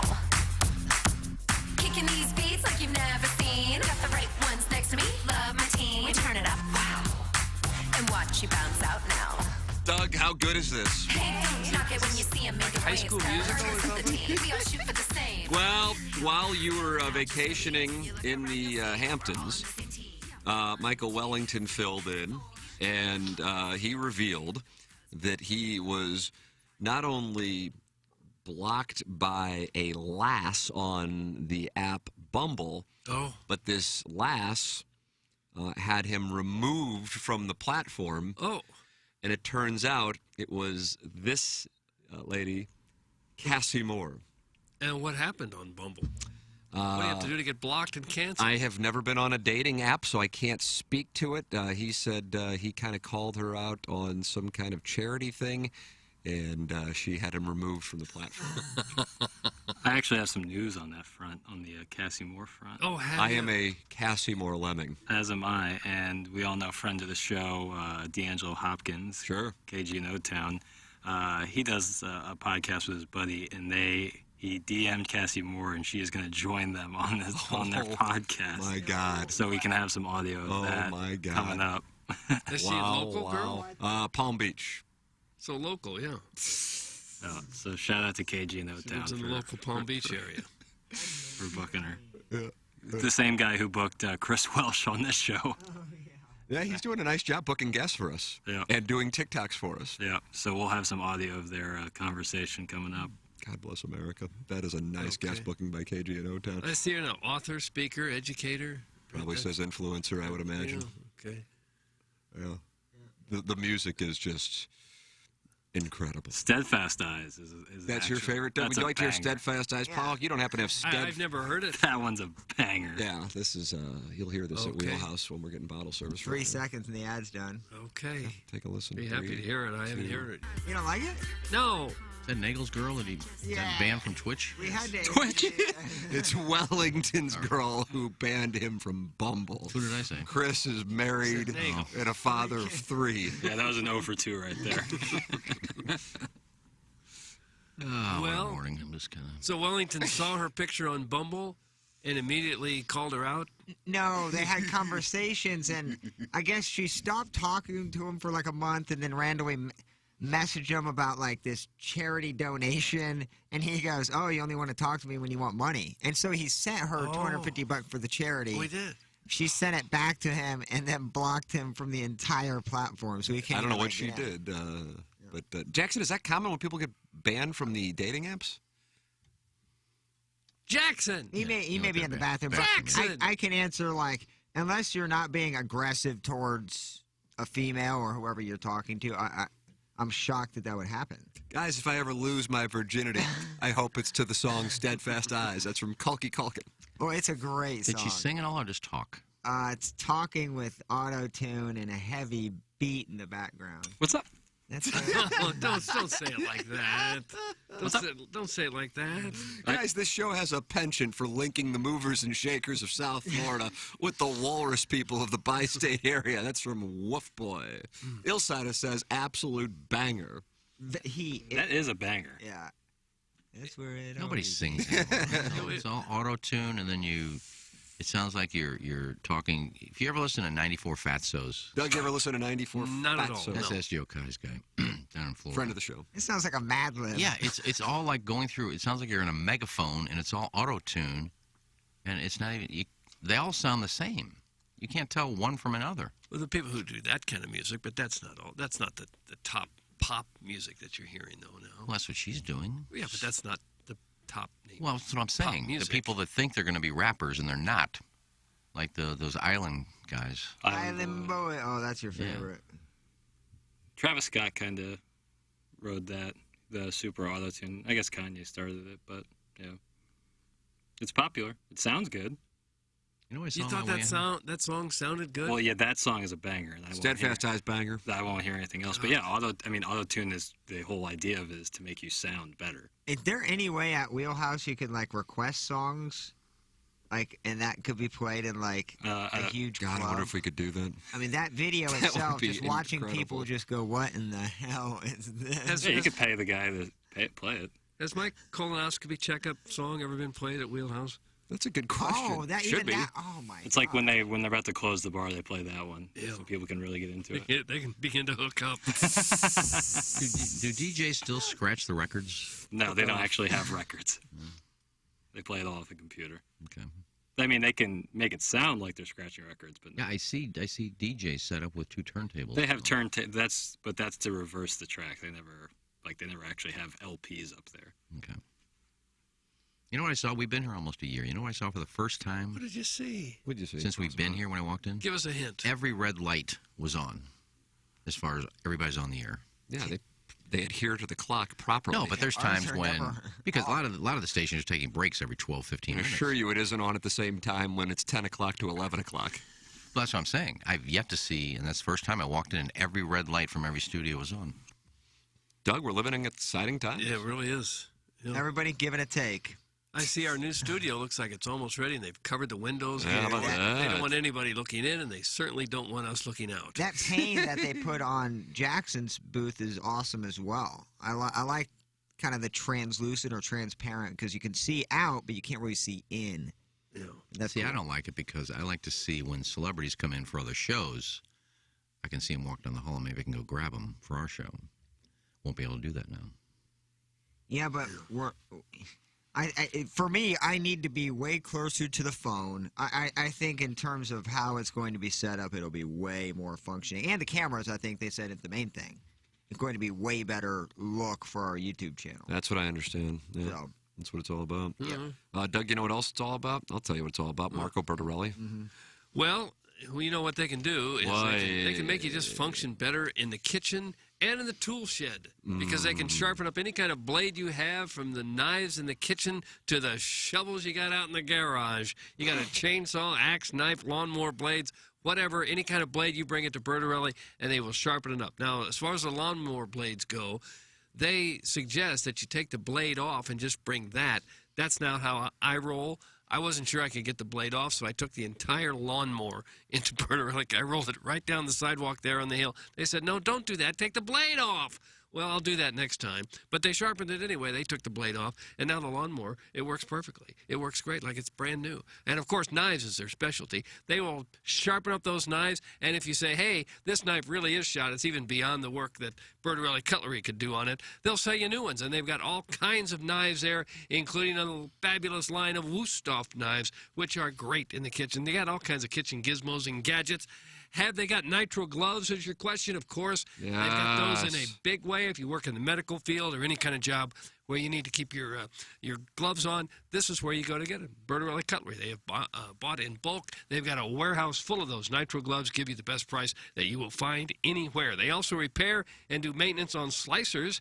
If you have a commercial-grade slicer that needs work, Bertorelli can also handle that. They'll have you slicing like the Dickens.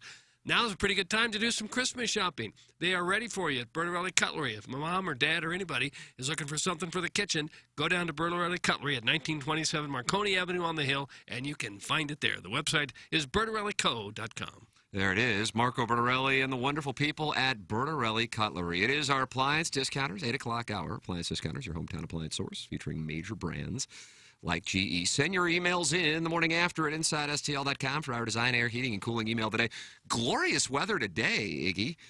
But we do look at the forecast next week, and Doug, a little concern here. What? A little concern as temperatures will be in the low 30s. Nothing in the 20s anymore. Nothing in the 20s. You're going to want to have that furnace ready for some cold nights that are coming in October and November.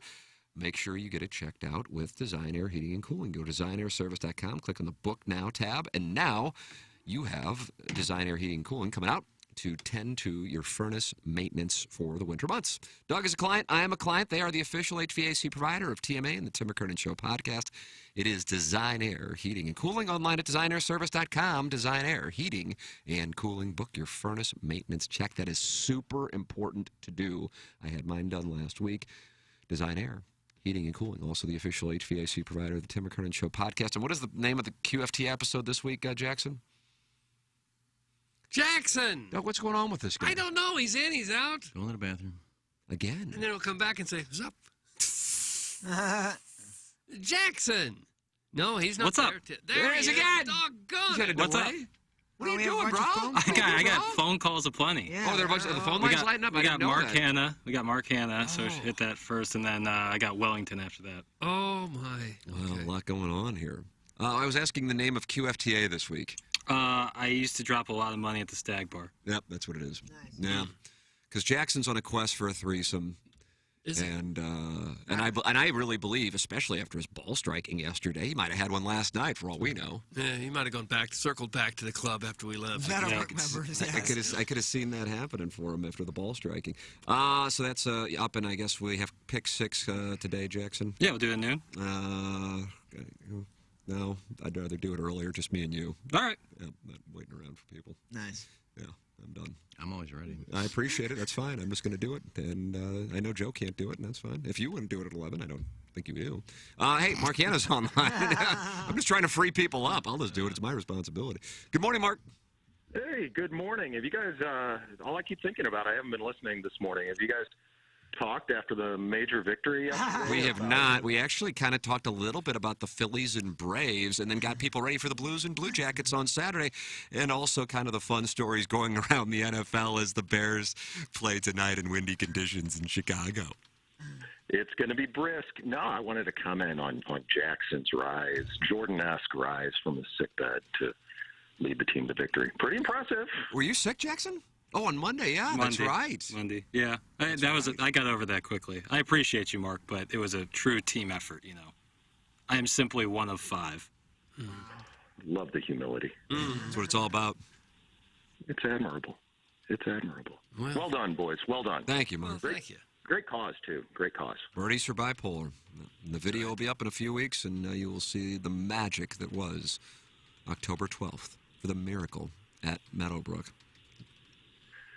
Well, I wish yes, we could have made some money doing that because we're losing all of our money in our 401ks and IRAs, stock market. Why don't you stop saying that every day? It's down another 500 points. And Mark gives you today. great advice. Why don't you listen once? I know, but how can we remain patient when it just keeps going down, down, down, down? It's just been horrendous. Mark, go ahead. Tell him what you tell him every time. And Doug's feelings are spot on. It's what most of us are feeling as this is going on, and that's where you have to come back and reflect, will this happen forever?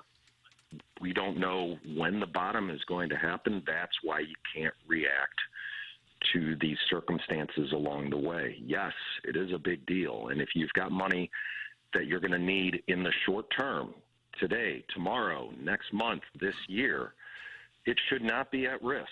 That's where the plan comes in, having some short-term money, some long-term money, and balancing those two out, because you can take advantage of these situations when they happen for your long-term, and you can stay sheltered from them for your short-term. And it's about putting those two together. That's where the real plan comes into action for you. It's down almost 8,000 points in a year now. That's rough. Statistically, this happens every few years. It is rough, and every time it happens, it is rough. And what inevitably happens afterwards, the real question is, when it comes back, we just don't know when. We don't know how long that's going to be. And so to be able to time these things and to react to them in the short term is so inherently dangerous. And it never works. It's never consistently going to pay off to try to be in and out and try to time it. It just doesn't work. So instead, that's where you have a good plan put together. Yeah. There it is. Mark Han, Evergreen Wealth Strategies, 314-889-0503, or go online at evergreenstl.com. Thank you, Mark. See you guys. All right, thank you, Hansy. Don't forget, Friday night is pizza night, our partnership this week with Uncle Leo's. Buy one pizza, get one 50% off. That's going on now through Sunday night. And if you haven't had Uncle Leo's, Doug, my jowls and your jowls start to... they water right in here. Yeah, when you're hungry and you see that pizza. And the wingy. It's like a wolf on one of those cartoons. That's that right. sees a ship, the sheep, and the... I think I'm going to have to do it tomorrow. Jowls start to water. Yeah. And I assume we're getting invited to play all over St. Louis, so we'll just have our pick, Iggy, tomorrow for where we play, and then I'll go right to Uncle Leo's. Yeah, I would like to play, the Orthwine's called. Oh, my gosh. I guess we could play St. Louis Country Club if we I'm wanted playing to. O-Dub, but You're playing O-Dub? I don't think I have a spot. I'd rather Are play you playing with Mr. Licks? I'd rather play something play with closer to me. Uncle Leo's. Yeah, I may pop out the St. Louis Country Club for 9. Look at this guy. Oh, you're going to get 9 in there. If they're lucky. 9, and then maybe head way west and go out to Boone Valley for a couple holes. And wow, what an afternoon for you. Just a couple of holes. 1 or 2? Yeah. Well, Michael Wellington joins us on the Steve Schmidt Kia North County phone lines. He is always on Chris Nagel's bag, and he has to be enamored hearing Ken's plans for tomorrow at both St. Louis and Boone. Michael, good morning. Welcome to the Steve Schmidt Kia North County phone lines. Gentlemen, congratulations on arguably your biggest victory as a team yet. Mm-hmm. I have to say, to the victor goes the spoils, and that was an incredible performance. And there is zero sarcasm in my voice for the first time ever on this program.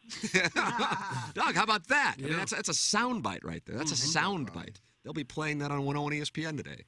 I was hoping he'd call in so we could discuss the Cassie Moore controversy. Is that her name? Doug just heard Cassie Moore for the first time coming back at 8 o'clock and is a huge fan, as we all are.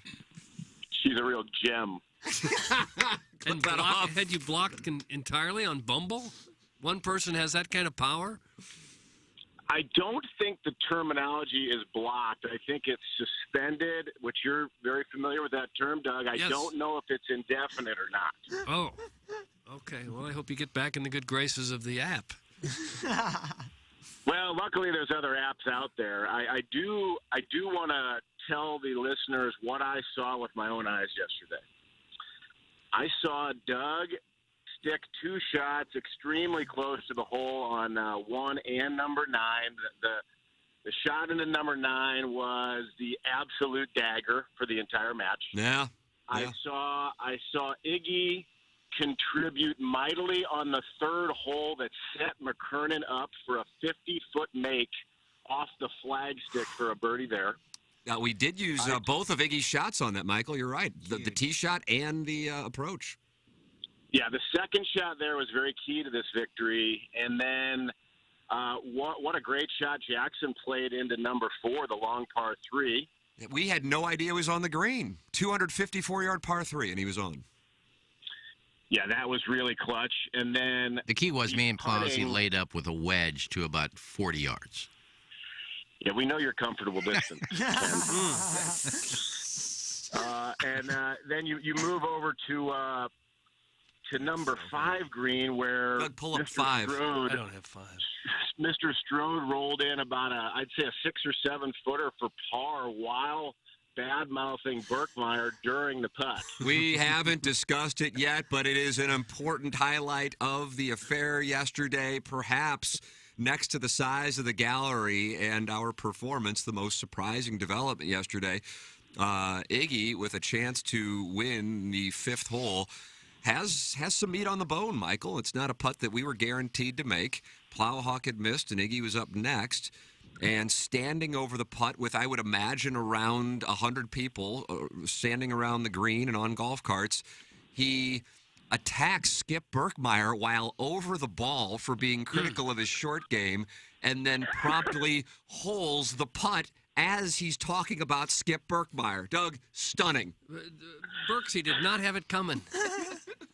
Here's a man who has helped me with my short game, and he's trashing my short game. I hope the microphones and cameras picked it up, because it really was quite a moment. The audio should be gold. And then after that, you guys went on that tear. You know, Jackson makes a good about, I'd say, 16, 18-footer for birdie on 6. Yep. Nagel makes birdie from about 8 feet on top of it. That was a nice exchange. And then Timmy hit a clutch shot into the 7th green after everybody else had missed the green to about 20 feet.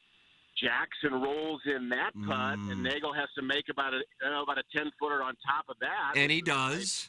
Yeah, a nice back and forth there. And then this is number 8 is where I knew that Nagel was in trouble.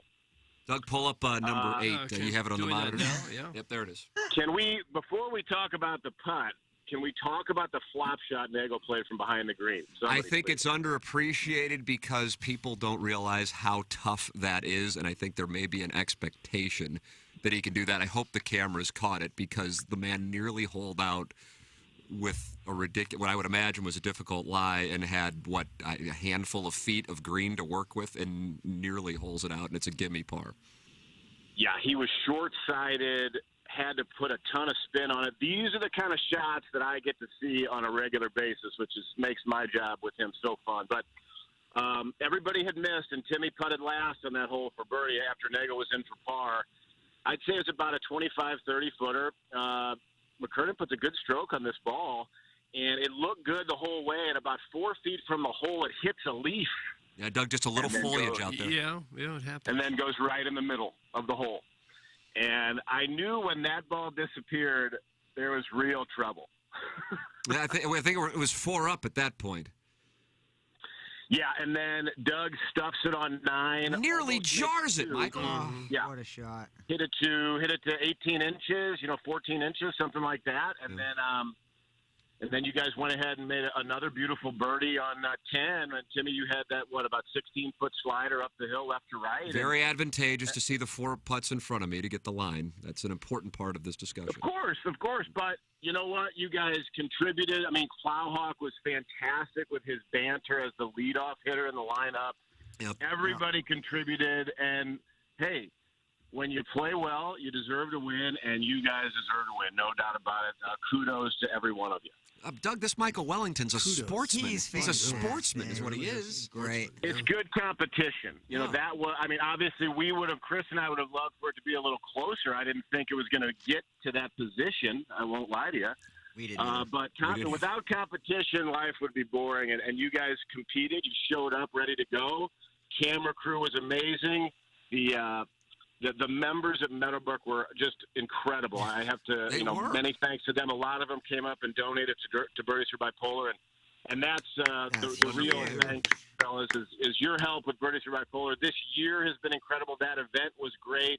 You know, we're doing this project with the veterans. We're creating this building, and it's not a cheap project. So all these dollars that you guys are helping with, so much appreciated, and thanks to you guys, thanks to TMA, Hubbard, as well as Meadowbrook, and my man Chris Nagel's the best. And you guys got to know him yesterday. He is so freaking nice, like unbelievable. Tim, who was it earlier? Was it Warsonwood Wacko that donated $500 to Birdies for Bipolar? That's correct. Yeah, the Wacko, Michael.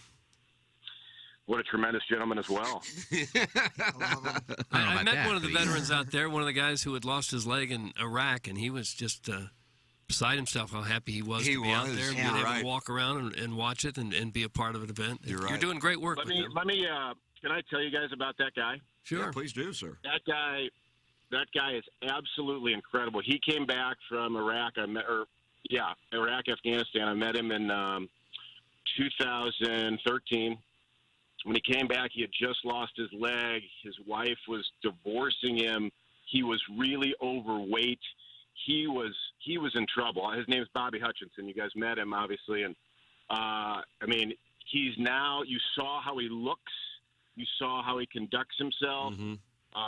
He is ranked inside the top, I believe, 80 in the United States of amputee golfers. He went to Europe this summer, represented the United States on the amputee team, basically the amputee Ryder Cup team, and won 6 points by himself in that event. Wow. Golf completely transformed that man. He didn't play golf before he came to our league. He started in our league, lost all this weight. You saw him and up close and personal, and that guy is the epitome of America. Like I just, it's amazing to see his transformation from golf. Like golf really did that, and obviously his hard work and his attitude. So I'm glad you guys got to meet him. Yeah.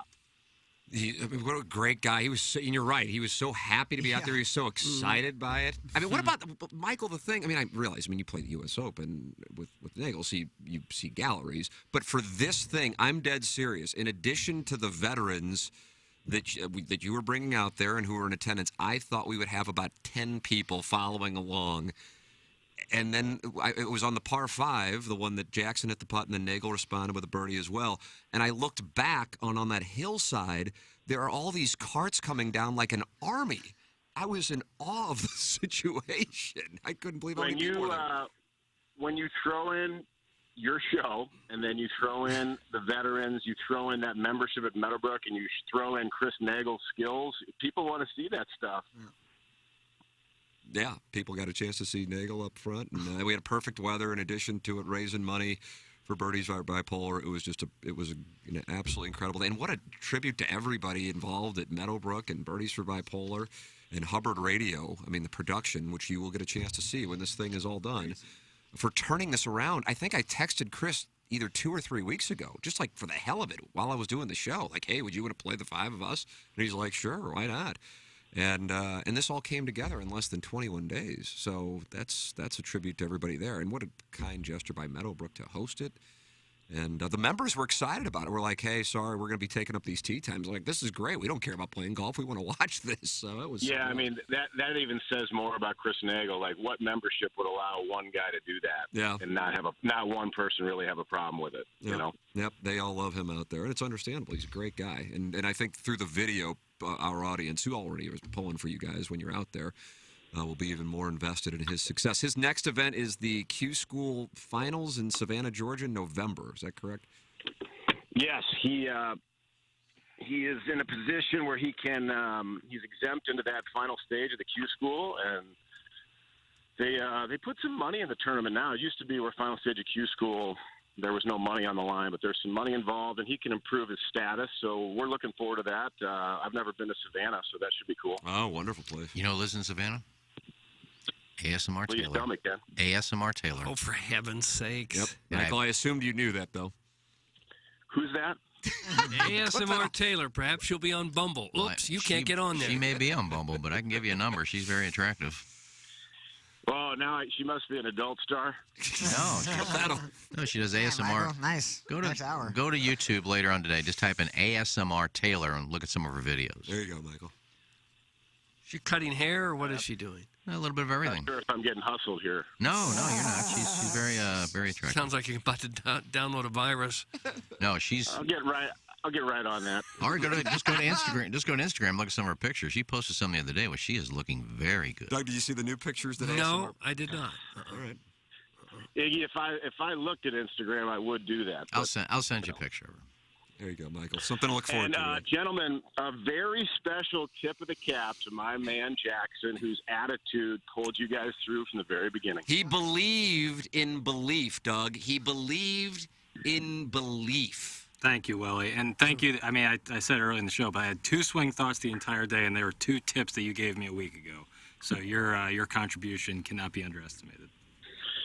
Well, that's nice of you to say. I did, I wanted to win on our side. I mean, your belief in the TMA boys is the same belief I have in Chris. And so it was fun that we could, go head-to-head. And I really hope we can do it again. There needs to be a sequel to that. Can't wait. There are already discussions of a rematch. Nagel would like it to be in the spring where there might be some rough that could penalize an errant tee shot and may make it more challenging. As I said earlier in the show, I think we could play 100 more times, like right now, even with the rough in the state that it's in, and I don't think we would be 7 under through 10. So we reached our ceiling yesterday at the right time. Doug, we peaked at the right time. I believe so, yeah. You guys were fully in the zone. I've seen the zone, gotten to the zone a couple times myself. You guys were in the zone. Yeah, that was magical, Doug. Yeah. Magical. Well, nice little W for us. TMA versus the world. TMA versus the world. Michael, thank you so much for the call, and thank you for playing a huge role in putting this together, and all your work with the veterans and Birdies for Bipolar. Kind to serve. Thanks, buddy. As always, gentlemen, have a great day. I appreciate you. There he is, thank the you, great Wellesley. Michael Wellington with us here on the Ryan Kelly Morning After, and he did a wonderful job filling in while Doug was vacationing in the Hamptons. He was. He did a great job. Yeah, he's gaining equity with the audience. Look at this guy. So great to see Wellington and Nagel out there, and they were super cool throughout the whole thing. I mean, I sat there with those guys and hung out until whatever time last night, just BSing. Good conversation too about the mental element of the game of golf and why it kind of explains why Nagel is so lethal. Cuck Knobloch has a question for Jackson regarding the most recent QFTA on the Tim McKernan Show podcast. Jackson, if you do succeed in getting the less popular MFF, will you tell your tales of success? That's from Cuck Knobloch. Doug, you remember him with the Twins? I do, and yeah. the Yankees. Weird batting stance. Throwing issue from second base. Pretty good hitter. Yeah. Jackson, your answer? Yeah. I don't think I've been very secretive about stuff. You heard the 48-hour story, so yeah, I don't see why I wouldn't tell that story. I won't name names, but I will. Yeah, I could give some deets. But, I mean, this is like a total hypothetical. There's no threesomes in the works. You don't think there's anything going, even after the victory yesterday and some of your clutch putts and tee shots? I would imagine at this point you could go on Bumble, Hinge, Tinder, and set up a threesome by 9:15. Right. I don't know, like, setting up a threesome seems so difficult. It seems like something that kind of falls into your lap to an extent. Like, everything has to add up right. They'd have to really be drunk. At closing time. Or sporting. But if even like girls love sex. Yeah, right. I guess I didn't factor that in, but you got to have one person, and that person's got to be cool with the other person joining, and then you got to see if that person's cool with the whole thing. It seems difficult. It seems to me when there's an MFF, it's always not always, but the majority of the time, it's the two girls that set it up and then bring it on to the guy. You know, like I would really agree in my I really want to be with her. Fortunate run goods. Yeah, it's not something that I can, I'm attempting to get it passed through Congress on a daily basis and just coming up short. So when it has happened, there had to be interest on the part of my significant other. And obviously, the other girl is not interested in me in the slightest. And so I basically am at the bottom of the bed on my Davenport. But Doug, I couldn't be happier down there. If they weren't berating you, it wasn't a cuck, so you're fine. Right. As long as you're not a cuckold victim, everything is okay. What about the gentleman who was pleasuring himself at the end of the bed? Was he a cuck? Unless he's being berated, he can do what he wants down there if he was invited. We talked about the clutch putting yesterday, but is there anything more impressive than your focus to be able to power through that Well, situation? I was probably sketched out on a wide variety of things in the moment. It was 4 a.m, and there were 2 beautiful women engaging in whatever it was in my bed. So honestly, it wasn't that difficult. But I will say, when I saw the gentleman pleasuring himself at the end of my bed, it did startle me a mite bit. Oh. I've got a landing strip. Who was this guy, and why was he in there in the first place? He was the other girl's, not boyfriend even. I think they just kind of were F buddies. She was obviously sporting. Yeah, but he was pleasuring himself. Well, put yourself in my situation when I had those. Put yourself in Iggy's situation. I don't want to. When I had those 2 in bed in Bermuda that were naked, and both of them said, no, we're not interested, and I'm laying in the middle naked. What am I supposed to do now? Damian. No, we didn't think there was going to be sex. No, I'm not interested. What are we doing naked? Why? I just got to lay here now tonight? I mean, hear that again, Doug? Yes, please. It's one of the most wonderful drops in the game. Damian.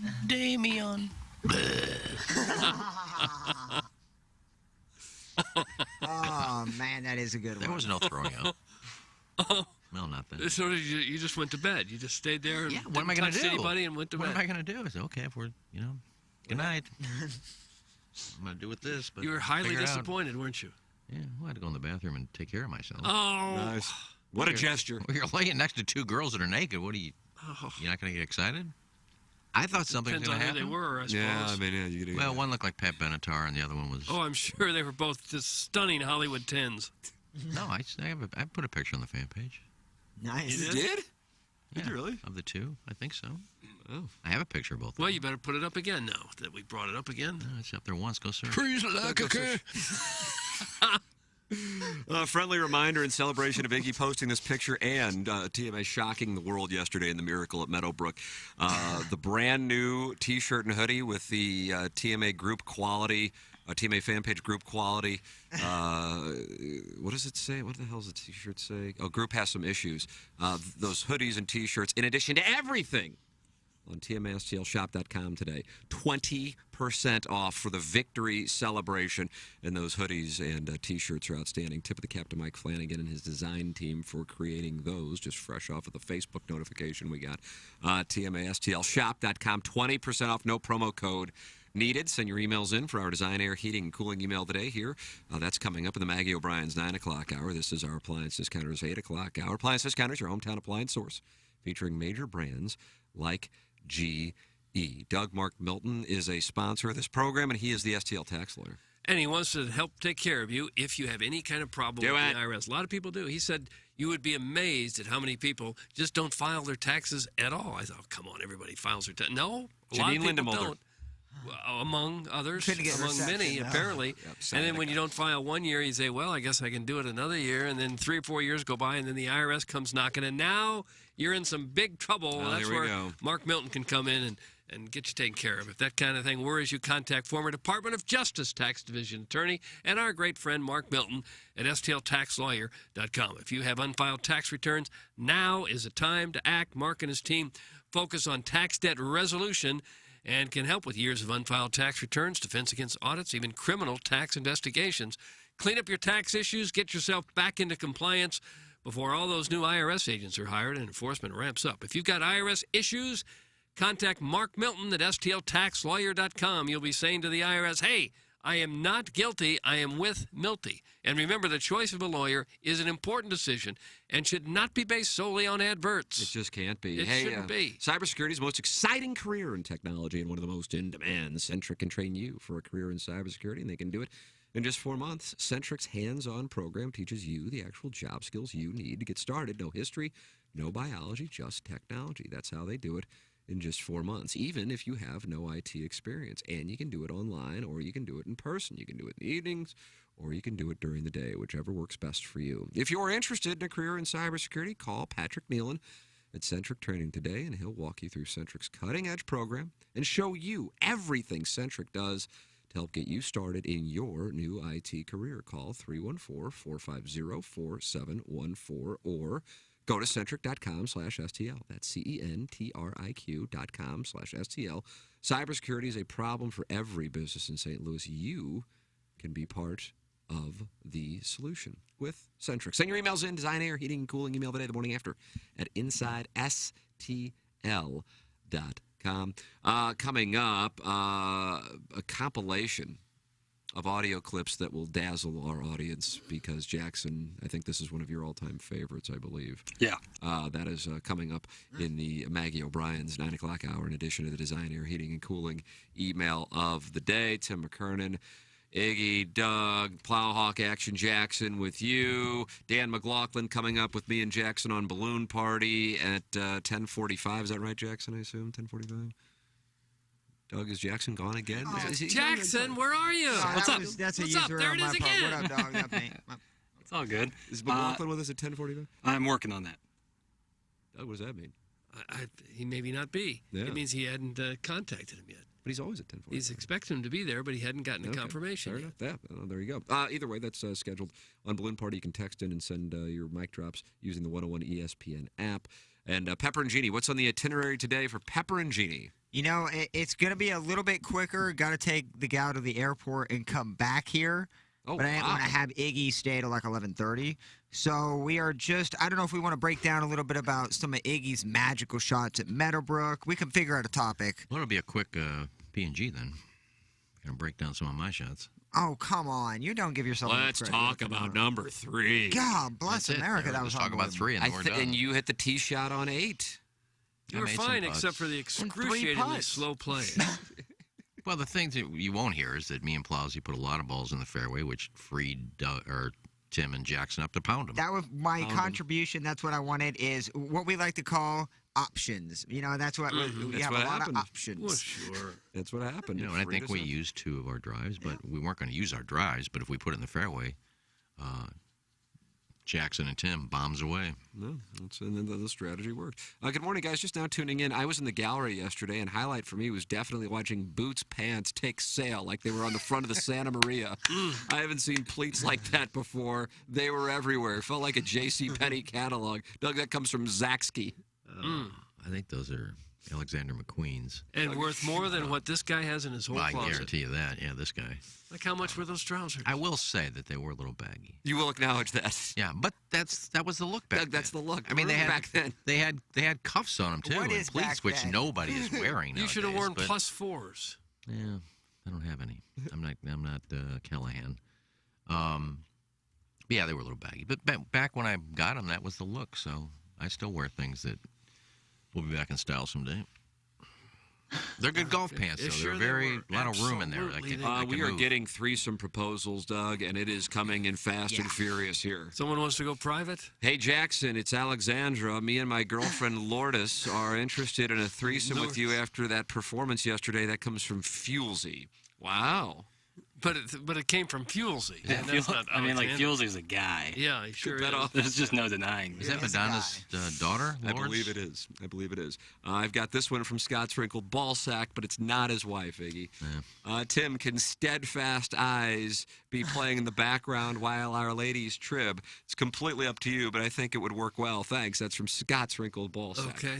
That's the Cassie Moore hit. Sveta and Rokas. Yeah, I think There's your she threesome. will see a big uptick in downloads, at least in views of YouTube's, or viewing hers at least 4 times a day. Yeah.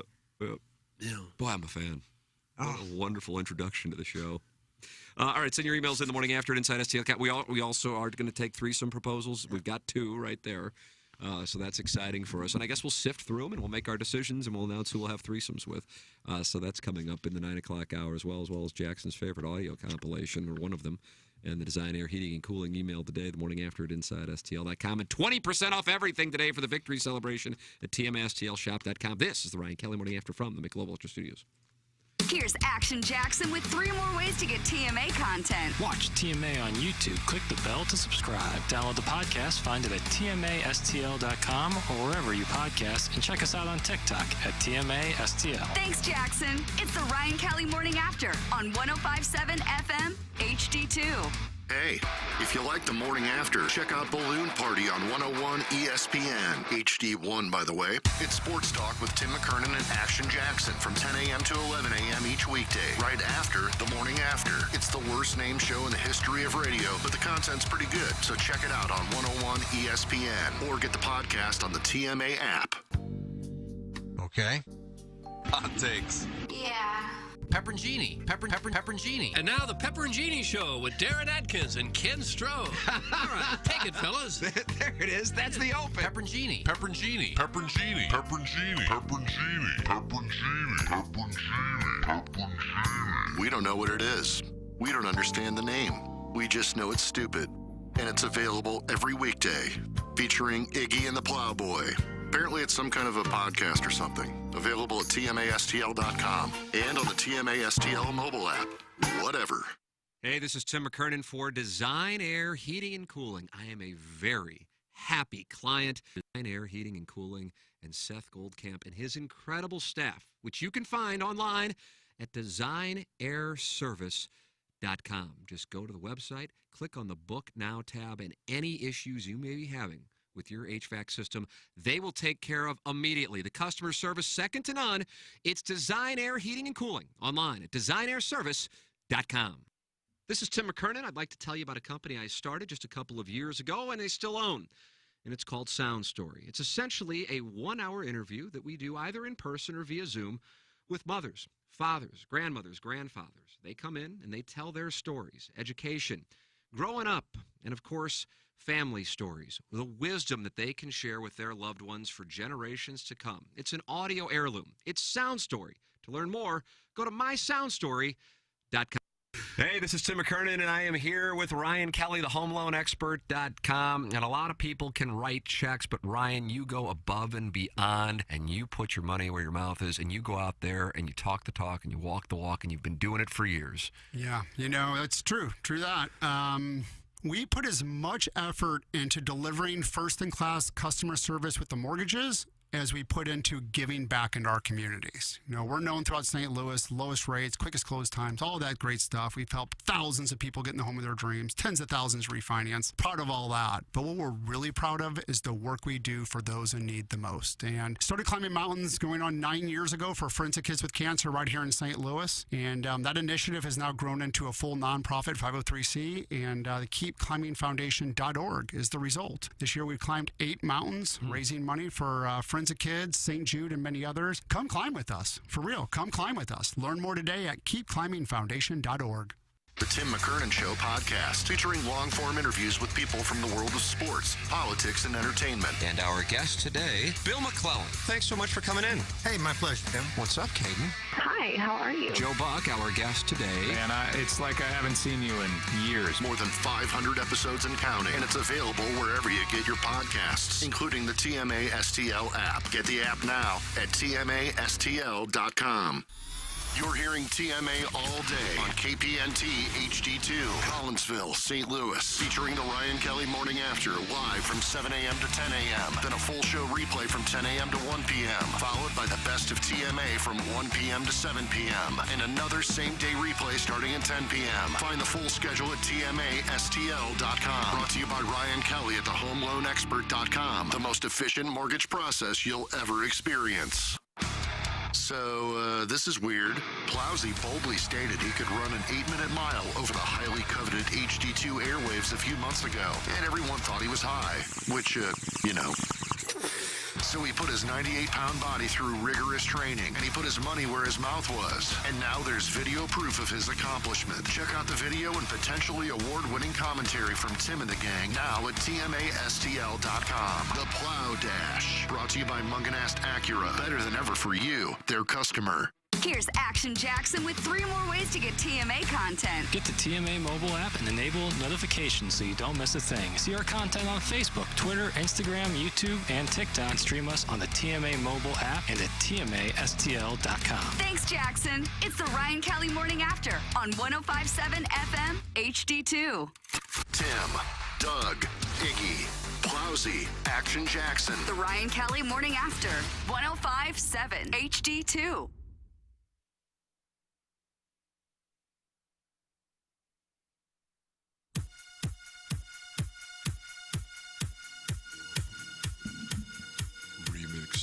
Here you go, Doug. Remix. Daddy butter. Give me that daddy butter. This is going to Give be me a that wheelhouse daddy now. butter. Around Give me closing that time. daddy butter. Amen. Give me that daddy butter. Or at least when they have a Give senior me that night daddy butter. and they need a Give me that colonoscopy daddy butter. checkup. Give me that daddy butter. Give me that daddy butter. Give me that daddy butter. Give me that daddy butter. Give me that daddy butter. Give me that daddy butter. Give me that daddy butter. Give me that daddy butter. Give me that daddy butter. Give me that daddy butter. Give me that daddy butter. I'm a stepdad. I'm a slut. Give me that daddy butter. Give me that stepdad. I'm a slut. Give me that daddy butter. I'm a stepdad. I'm a slut. Give me that daddy butter. Give me that daddy butter. Give me that daddy butter. Give me that. Give me that. Give me that. Give me that. Give me that. Give me that. Give me that. Give me that. Nice hole, Bill. Tunnels. Nice hole, Bill. Tunnels. Nice hole, Bill. Tunnels. Nice hole, Bill. Tunnels. Nice hole, Bill. Tunnels, 12,000. I'm a stepdad. I'm a slut. That's not the more popular one. Why is our audience so darn gay? Hee hee. Hee hee. I'm a stepdad. I'm a slut. Hee hee. Hee hee. Why is our audience so darn gay? Hee hee. Hee hee. I'm a stepdad. I'm a slut. There's not a lot of lyrics to it. That's not the more popular one. I'm a stepdad. I'm a slut. Who is this beeping and why is he chirping? Why is our audience so darn gay? Who is this beeping and why is he chirping? Why do our listeners want to have sex with Who is this That'll do it. Back to you, Steve. Why do our listeners want to have sex That'll with do it. Back to you, Steve. Who is this beeping and why is he chirping? That'll do it. Back to you, Steve. His name is Brain. That'll do it. Back to you, Steve. Oh, what a wonderful remix. Yeah, I could see that playing at Delmar Gardens.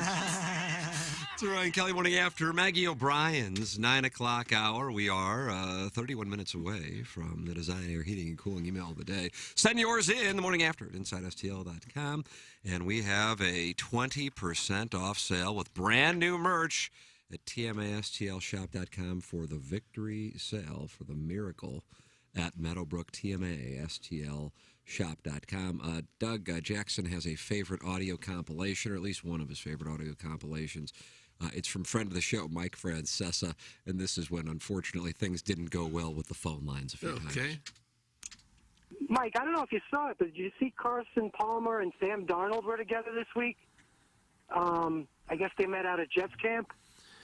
If you put them together, you get a Darnold Palmer. You do this show at your home. My question is, do you do it in your underwear? I'll hang up and listen. If that's what you're excited about, I can't help you. Sorry. Brian in Howell, New Jersey. What's up, Brian? Yeah, hi. You called me at a bad time right now. I just ate some.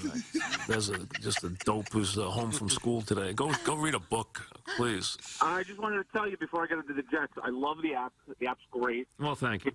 It's already in my top 5 of all apps. I love,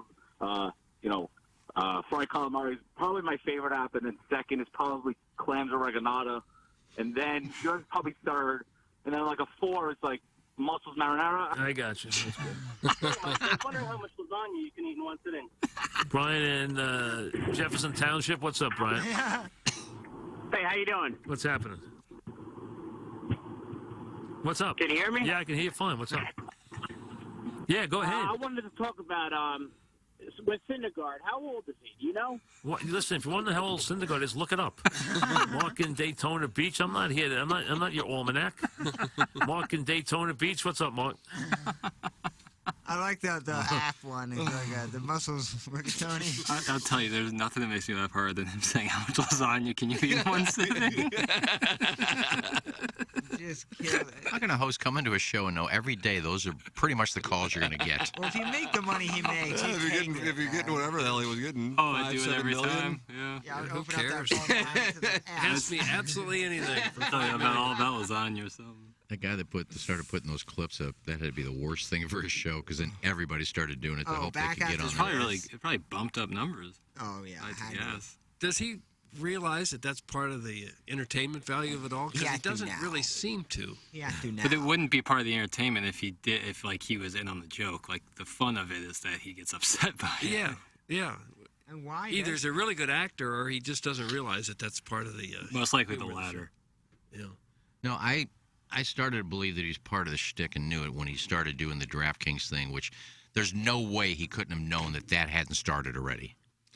God, I honestly don't know. I'm Really? not saying that you're wrong. I just am not as certain as you are.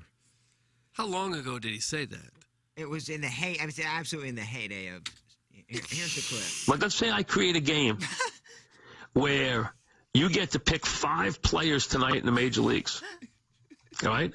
And if your 5 players, based on numeric totals, have better offensive numbers for the night than any other 5 players, you win $50,000. And the fee is $10 to get in. People will buy that. They'll play it like crazy. He just invented fantasy sports. See? 20 years after it started. Yeah, I mean, he had to know.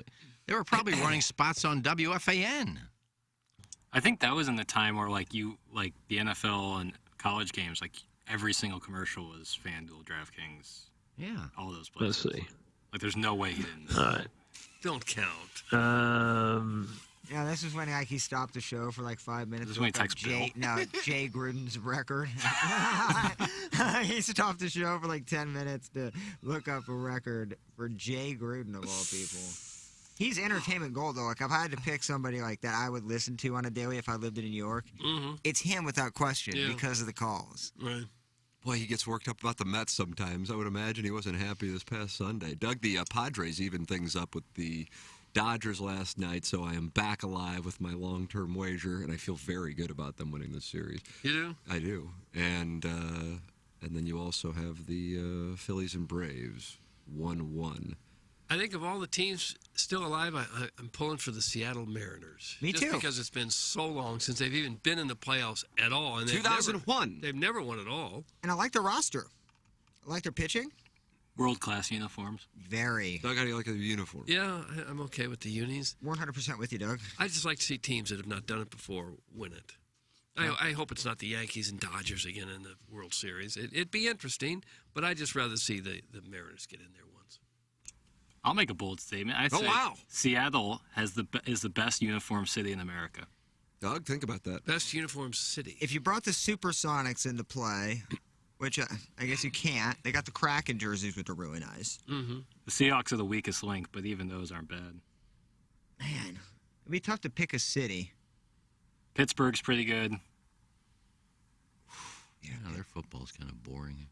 Oh, but it's so classic. The logo on one side of the helmet, I really like that. Yeah. And Seattle's up there. Did you like the Mizzou helmets this week where just tigers were No. written in it?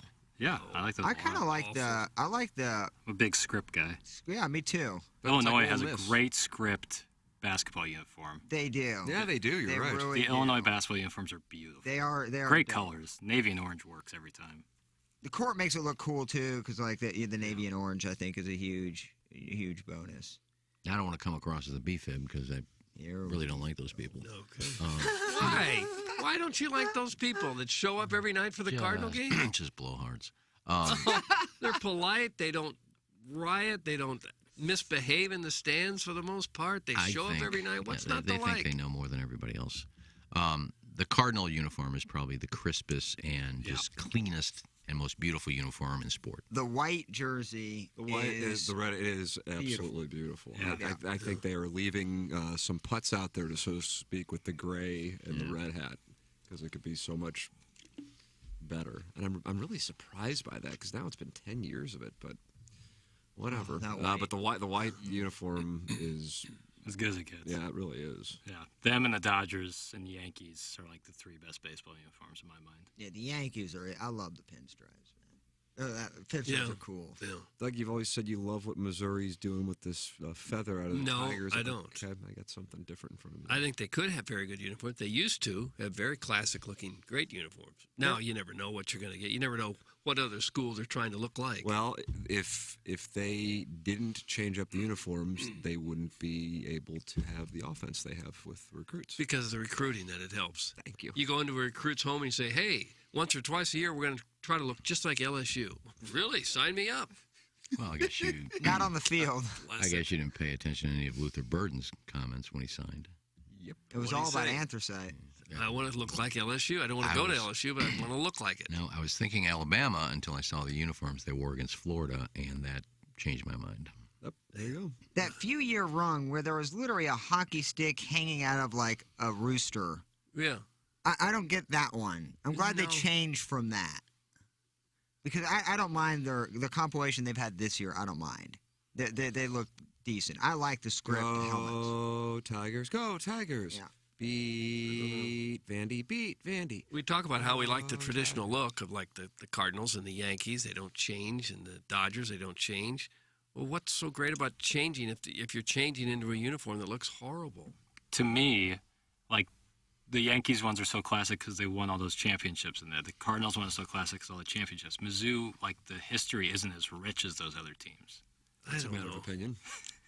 I don't know that I like Not the from what I uniform just watched. because they've won a lot of championships or not. But that's it's classic because of like the legacy of the program in a sense. Like Ohio State and Notre Dame and Alabama, like those are historic programs. Where Mizzou is trying to create a new legacy. So new zoo. Well, they were better when they had the old uniforms than they have been when they've had the new ones. We haven't given them enough time. How much time must we give? The worst ones when they had the anthracite and the shoulder pads. Those are some of the worst uniforms Mizzou's ever worn. Those are terrible. But these ones now, I really like. I like the big number. I think that looks good. I guess because nobody wears basketball uniforms. The What do you basketball mean? Jerseys. People wear jerseys all the time. Really, people walking around with the sleeveless. Any college on a Saturday, a nice day, you'll see 150 guys wearing basketball jerseys. Really? With, College, but not the mainstream, with like no they do shirts baseball on? jerseys. They don't wear them to games as much. Well, that's what I'm saying. That's why I don't believe they. No, people wear basketball jerseys to games all the time. But they don't really change basketball jerseys like they do in football, do they? They don't make like 15 different basketball Oh my God. uniforms. The NBA has like 12 different Well, I'm uniforms talking for each college. team. Jackson's getting flustered. I'm talking college. Doesn't do it. I mean, Illinois has a couple of alternate jerseys. Yeah, there's with probably the like script. 3 or 4 jerseys for each college team. You'd look pretty silly, though, walking around in a basketball jersey. You throw a T-shirt under it, or if it's cold, a hoodie under it, and it doesn't look bad at all. I don't know. A basketball jersey over a hoodie? Yeah. That's Hoosier. That is major Hoosier. See, Big time Hoosier. Just telling you what people are doing. Missouri football may be in the dumps, but I do have hopes of. I actually do like your coach for basketball. I do too. I follow him on Twitter. I like that. I like the dude a lot. Before the year, and I was telling some Missouri fans, and this is before the tide has turned on Drinkwitz. So I know it's weird, but I'm buying stock in Dennis Gates, and I don't really have a lot of Eli Drinkwitz stock anyway. But if I did, I would sell the Eli Drinkwitz stock. I just never really bought it. I don't know. Maybe I completely off the mark, but. Yeah, I don't know, and I don't know why. Jackson, do you feel that way? I mean, nobody's a bigger Missouri basketball fan than you are. Retaining Aiden Shaw was massive. Correct. That to me was like a sign that like people buy in. He's Aiden Shaw, who's a 4-star recruit, highly recruited guy, is buying into Dennis Gates because he decommitted after Konzo was fired, then recommitted, and then getting Isaiah Mosley, who I think he's from Columbia, so you got to kind of handicap that way. But he was the top guard at the time in the transfer portal who was left. So, yeah, he's gotten some good people. He's got some good people to stay. He brought a bunch of his guys over from Cleveland State. He's young and hungry, so I like that. If he can get Bull, that's the game. Fire up CB. John Used to be Bull. Fire up CB. John Yeah. Bull. John Bull, thank you. That dude Bull is Bulls. a machine. Where's he from? He was at CBC, and now he's at He's in Kansas Sunrise City. Academy in Kansas City. Fire up CB. I want 7-footer. Illinois to get him. I think we always want to be optimistic when a new coach comes on. We want to think, well, things will be different now. This is the right guy. We certainly thought that when Konzo got there. Yeah. And the recruiting he did Number one early player on. in the country. I was high on Konzo. Yeah, I was so wrong was on I. that one. And I thought Missouri was going to be in a great spot when Mike Anderson left. So I was wrong on that one. I was not high on Drinkwitz from the get-go. And it's not. I just felt like it was a lot of smoke, no fire. And if he's so great, why was he out there, and why was he not the selection of the search committee? And the board of curators comes over the top and says we can't hire Blake Anderson. Not to say Blake Anderson was the guy, but you got to look at that part of it. And that's taken it back 2.5 years, not just what's going on now. I realize his equity couldn't be lower at the moment, but I don't know. Well, who knows? I mean, hell, I hope they win. At this point, it's going to be quite a test. Gabe DeArmond, I'll be talking with him coming up at 11:15 following Balloon Party for tomorrow's segment on 101 ESPN. Is McLaughlin on today, Jackson? Is that what Yes, sir, 10:45. He will be on at 10:45, so that's coming up on Balloon Party. Email of the day is coming up, brought to you by Design Air Heating and Cooling at 9:45 on this program. And we want to make sure we thank our sponsors who make the program possible, like Stratum Structural Systems. Brett Groman, Matt Ford, Stratum Structural Systems. Looks like the rain is over for the St. Louis area. Is that accurate, Iggy? We got. Yeah, I didn't check this morning, so I want to see when these temperatures I don't are see gonna any dip. precipitation on my phone. No, for 10 days, I don't see it. Now it could change in the next 4 or 5 And a days. week from Saturday, 73 degrees for those of you looking possibly at going to see Missouri and Vanderbilt, which is actually not picked up by CBS. That's going to be on the SEC Network. I'll be there. 3. Some chilly mornings in the 30s next week, but back in the 50s, 60s during the day. But No rain. It'll be sunny, so it'll feel warmer. There you go. If you ever deal with waterproofing issues or foundation repair needs, think local, think Stratum. StratumRepair.com, 314-620-8153. For integrity and authority, over 5 decades in combined structural experience in basement waterproofing and foundation repair. It's Stratum in Chesterfield, Missouri, and Columbia, Illinois. Let them know you're a TMA listener. You get $100 off your repair project. It is Stratum Structural Systems, and maybe you're sitting there thinking, I could use some Tullamore Dew. Well, the answer is you're right. Celebrate all of your college and fantasy teams' Tully touchdowns this weekend with Tullamore Dew Irish Whiskey. Doug, how many people are coming over tonight to watch the Bears and the Commanders? To my house? Yeah. None, as far as I know. Well, they scored 10 points in that game.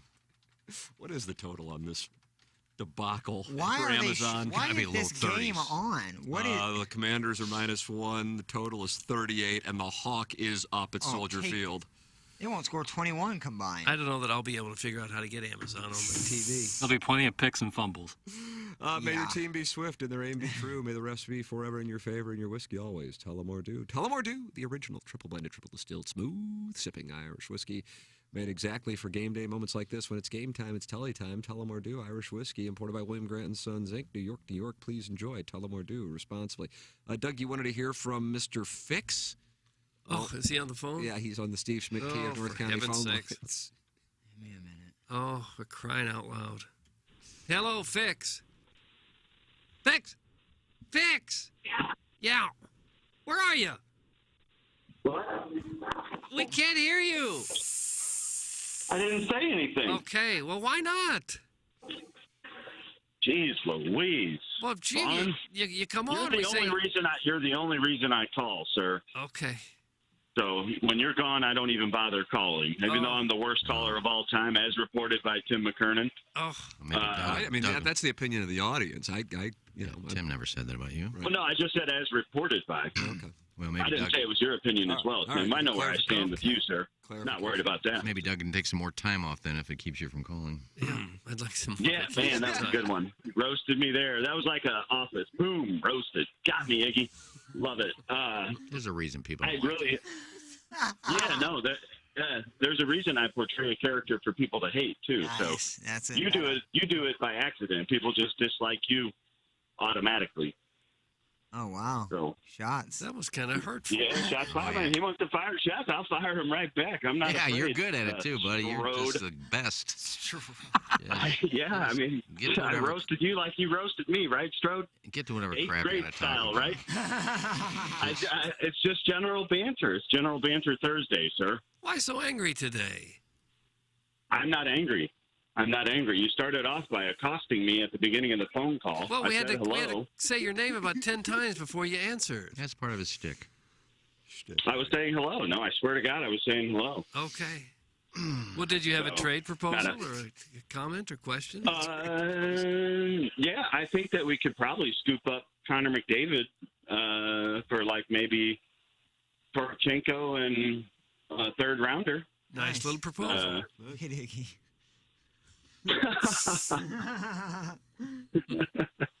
Darren, congratulations on the mile, man. I didn't watch the video. I just heard a little bit of the program. I appreciate it. Yeah, my athleticism really showed there at the last quarter mile. It did. It really did. It really did. I don't know how you do it with cigarettes, TBH, man. That's nice work, sir. I appreciate it. Somebody says TBH as opposed to saying to be honest. I had to take a second, but I knew what he meant. No, I know Doug doesn't like little. Yeah, no, it does get me off the phone quicker, though. That's for sure, right? It doesn't save much time. It does when you're typing, but when you're talking, it doesn't save much time. I actually did leave my coffee in the thing. Go get it. Oh, did you? Go ahead, Strode. We don't need you for this. Go ahead, Strode. Last name is so. Iggy's walking out in total disappointment. Leaving the Michelob Ultra Studios. It's probably what happens in the sales meetings, too. They're like, we don't really need you. Got material, Doug. Hit him in the back with one as he walked out. Bam! So, yeah, I'm assuming that you guys been talking about the big golf match? We did. We covered it. Yep, indeed. Yeah, congratulations there, too, guys. Thank you, Mr. Fix. For all the prognosticating and it sounded just outright fear. I can't believe you guys did it. I am legitimately surprised that we performed like we did. Bravo. Good morning. No, who was that greeting to? some folks at the front door. There's folks walking into my busy business here, you know. How busy is it, really? Have to say good morning to them. What is you this know, business? so yeah, it's me that. What is the that business? Business owning, that Adidas track pant wearing, designer cologne smelling. That's me. Okay. Cringe. What is this Yeah, business thanks, that you're running? What is the business? We've covered this time and time again. I told you I own a restaurant. Okay, and they're coming in restaurant like you, already? Is it lunchtime? We open.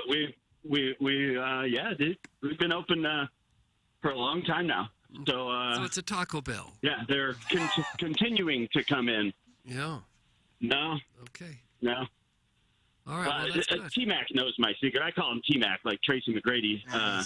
Just because he was. You know, I recall Although- you. I do because you talk about that. I do recall you DMing me on Instagram, but then and I think Yeah, baby, I slid up in them. You did, but I don't recall the name of the. In dead serious, I don't recall the name of the restaurant. No, that's okay. You can go ahead and refer to it again, but I know you're good at keeping a secret, Tim. So you're good at pretty Look, much I love everything you keeping our put your little mind to. secrets. So Why does it have to be a secret? yeah, absolutely. Well, I don't want to come on here and portray a character that everybody hates, and then that person to come into my establishment expecting to meet Mr. Fix. So, Well, why would you want to portray a character that everybody hates? for my own personal boredom. That's smart. Okay, with so many people in the restaurant? You know, I got my leg up. I sustained a sports injury, a contact sports injury, so pretty sexy for the ladies out there. Got it playing hockey. Oh, did you? So that's a BDS. I did. Yeah, Block of a course shot? it had to be the guy that was 6'4", 240 fell on my knee. Couldn't have been the guy Plowsy size. I could have shrugged him off easily. Right. It did happen to be the biggest gentleman. Went ahead and fell on my knee. Blew it out, ACL, MCL. But because of my peak physical condition prior to the injury, they're saying it's going to be a nice, easy 6 to 8 week recovery without surgery required. Huh. Nice. Well, you're a miracle of science. Is this Licks or Fix? This is Mr. This is Fix. This is Fix. Fix. Okay. What do you think of his call so far? I haven't heard much of it. The coffee machine broke. Yeah, no, I hit you with a shot in the back before you exited the studio completely, Kenneth. But welcome back, sir. Don't care. Still just kind of rambling on here. General banter Thursday, as it were. The general banter. So, waiting for Carlos tight sweater spicy wiener. That's what I call him. Nice. How's that tight sweater, buddy? You ever I'm met waiting him? for your. He's not even here. You're ragging on people I around here. actually have met him. I met him at a TMA event. I actually smoked a baddie with Darren one time too. Okay, So, not a big deal. My question was, Not a have big we deal. met? I'm going to ask, and I'm not going to reveal anything because I don't know if I remember. But I'm going to ask, have we met? Have you met the Deus individual? We did. I have met the entire Deus at a TMA event. Wow. So they probably would remember me as the handsome fellow.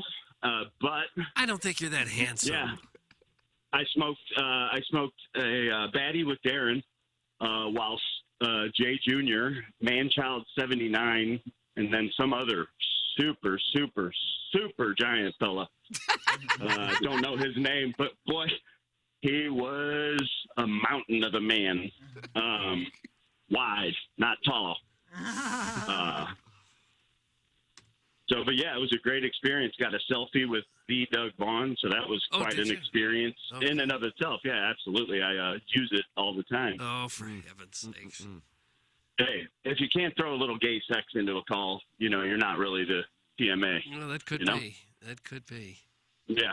Iggy's getting I frustrated. think this is probably going down as my best call ever, I guys. don't know What do you that it think? is. I don't know that it is. It's top 5 for sure. Yeah. And I'm sure the text line hasn't even texted yet. Wow, that's good. I'm not generating as much hate as normal, so that's too bad. I'm kidding. Yeah, no, perfect. There's a lot. Looks like I got to run though. We're gonna. Sorry to Anything else bother you guys want to talk about? Somebody at the drive. How you going to run with Later, no leg? Fix. There it is, Mr. Fix. Doesn't he have no leg? I literally think the What? people on the text line are probably screaming at the radio. the anger he generates. I think that's what he's trying to do. It's good. Iggy, you can't let him get you so frustrated that you just drop your head into your arms. And exit. Right. He's just so bad. Well, you can't let him bug you. Well, he doesn't bug me. I just go get coffee. Well, that's bugging And he can you. trash me wherever he wants. He and ran I'm you not right here. out of the studio where you work. The coffee Where you machine. earn your living. The coffee machine was busted again. I had to go find Jody. Don't let these people chase you out of the studio. No. Somebody texted me and said they were talking about me on 106.5. Saying that I mainly roam the studio, other studios instead of going on the air. Yeah. Well, that sounds accurate. Yeah, but how would they know? They're in their studio most of the time, except for Courtney. Well, I don't know, but it's an interesting topic for us to talk about now. I'll have to go listen to their podcast, I guess. Okay. By the way, Can we get that audio? By the way, depending on the time, because we have what do we Lisa Ann have? at 9, we may have Kevin Nealon in the studio tomorrow. Really? If you're interested. Yeah, Kevin Nealon, yes. She just texted me any room tomorrow, and I said, yeah, between 8 and 9 would be better. You know who texted me? God, and I got this new phone, and I just the do not disturb is different. Was that the 18 or the 14? 14, yeah. And I went to bed last night late, and I had some booze, so it's a whole thing. And Young Page Views, remember Young Page Views? Yeah. He had Boris the Chinchilla. I guess he's making a comeback, like Jordan wearing the 4-5. I saw his tweet yesterday. He texted me at like 1:15, and it woke me up. But I don't mind people texting me. Usually gonna have on Do Not Disturb. You text me anytime. But I get this new phone, so woke me up. What a mess. But anyway, I told him. I said, "Hey, man, come in whenever." So yeah, he has this video he posted from his Twitter account, and I don't know. When I looked at it while I was up at 1 in the morning, 187,000 views, and he just posted it less than 24 hours ago. And it's him rising from the dead. And I guess he's got another outdoor show. So it looked awesome. There was some awesome footage. I saw. Yeah, and I think the he is a great guy, and he's super talented. And if indeed he is making a comeback, I am happy for him. There is a lot of stuff he went through. I don't know if I always told him, I said, if you come on, it would be very awkward to not talk about the Barstool situation. But if that's what you want to do, that's fine. Just know you're going to catch hell if you don't address it. So I think he's laid low, and I don't know, if he wants to come on and come in, that'd be great. So I don't know what the situation is there. But, man, if Kevin Nealon wants to come in, remember we had him on? I don't know if you were at the show when he was on. Yeah, with the Doug. Oh, yeah, because I got a picture of him outside the studio. Yeah. Mm-hmm. He was so great. Yeah, I'd love to have him. Man, if we had Kevin Nealon, Young Page Views, Lisa Ann, that could be like a real radio show. Almost. Oh, God, we don't want that. No. Yeah. No, we're not too close to that. We'll get fix on. I'm just waiting for her to get back to me, because I said perfect world between 8 and 9, because obviously if he says she can do it at 9:15, we got Lisa Ann, so we can't do it. The best part about the Young Pageview thing is, there were a bunch of people that said, oh, Barstool Outdoor could be way better without him or what have you because of the freaking, what was it, the Black Friday thing that started the whole controversy. But if you look at Barstool Outdoors, it's like dormant. There's like nobody doing anything on there. And now, Oh, is that right? Yeah, people are pissed about it. And I Really? like Sydney Wells. Her dad is Who a is local. Sydney Wells? She runs Barstool Outdoors. All right. Her dad is like a famous hunter who lives in the Canton area, so I've known that family for a long time. They're good people. But Young Page Views, man, he comes out with this and almost had 200,000 views. Barstool Outdoors hasn't touched anywhere near that. Is that right? So Yeah. it hasn't done anything since he left? Is that what No, you're so saying? when he released that, it's like almost a perfect time to release it, too, because Barstool Outdoors seems almost dead in the water. If Young Page Views is, number one, able to, that's a very important word there, and willing to talk about everything that he has been through since leaving Barstool, it would be a captivating interview, but I don't know if he's willing to talk about it. He came out, I was playing a practice, it might have been when we were playing our event last year, Iggy, and I just wanted to go out, and I think I had something I wanted to work on, and I'm just like, hey man, I'll be out on the golf course, and you can ride along with me. I just got to, and we just talked the whole time, and he talked about what had gone on with him professionally and personally. Yeah, I think it was last June. And I'm like, oh my God, this poor MFer, And so I didn't know what was going on. And I knew he was in Tampa, and he was close with Maroon, Patty Maroon, hometown hero. And I'd text with Pat, and I go, hey, have you heard from Ben, YP? And he goes, no, I haven't. I'm going, God, I wonder what the hell's going on with him. So when he was texting me, I'm like, yeah, if you want to come on. And then I saw the video, and I'm like, holy crap. And literally, the video opens up with he is rising from the ground. The production, he's talented, and he's a good guy. So I hope he does have a comeback in him. And if he does want to come in and talk about everything that happened, that'd be ridiculous. I would imagine Party signed NDAs. That's what really? Oh, yes. Because Portnoy talks all the time about people he fires and the trash he talks on them. I don't know. I mean, hey, I don't know. Maybe it'd be great if he wants to. At the same time, he might not want to re-engage that and just focus on a totally new thing. So I don't know. We were just, like I said, I sent him a text whatever time, God only knows. Oh, God, when the phone went off, and I thought to myself, God, I'm not going to be able to go to bed. And I was like, I know it's got to be 1 o'clock. And I just got to bed at like 11:30. Yeah, see, I can't. It's the worst. There's got to be a way. Stupid. But I don't know how I can turn notifications and sound off and then still have my alarm go off and have sound on that. I'm afraid if I hit this, because there's times when Biff sends me his pictures, it's like 2:30 in the morning. I'm like, oh, what is this? But there's got to be a way to turn that off and still keep my alarm on so I hear the alarm go off. So I have Do Not Disturb, and I have alarm on. And I have my Sleep Cycle app that wakes me up. Yeah, I have my, Those things get through it. Yeah, my volume is off. Like, my ringer is off. Yeah, but my I felt the volume's vibrator like my little Hitachi magic wand off to tickle the prostate. Those iPhone 14s look sweet.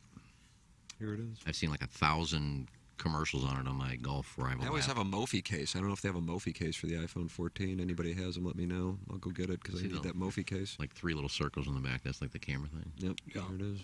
Yeah, I just got it. My guy Vince was in here setting it up for me. Jackson got to meet Vince. Yeah, good guy. Vince is moving to Jupiter. I'll talk to AT&T. I think there's a thing now, if your phone's paid off, which mine is now, that you can get an Apple 14 for some ridiculous price if you give them your old phone. There you go. Do it.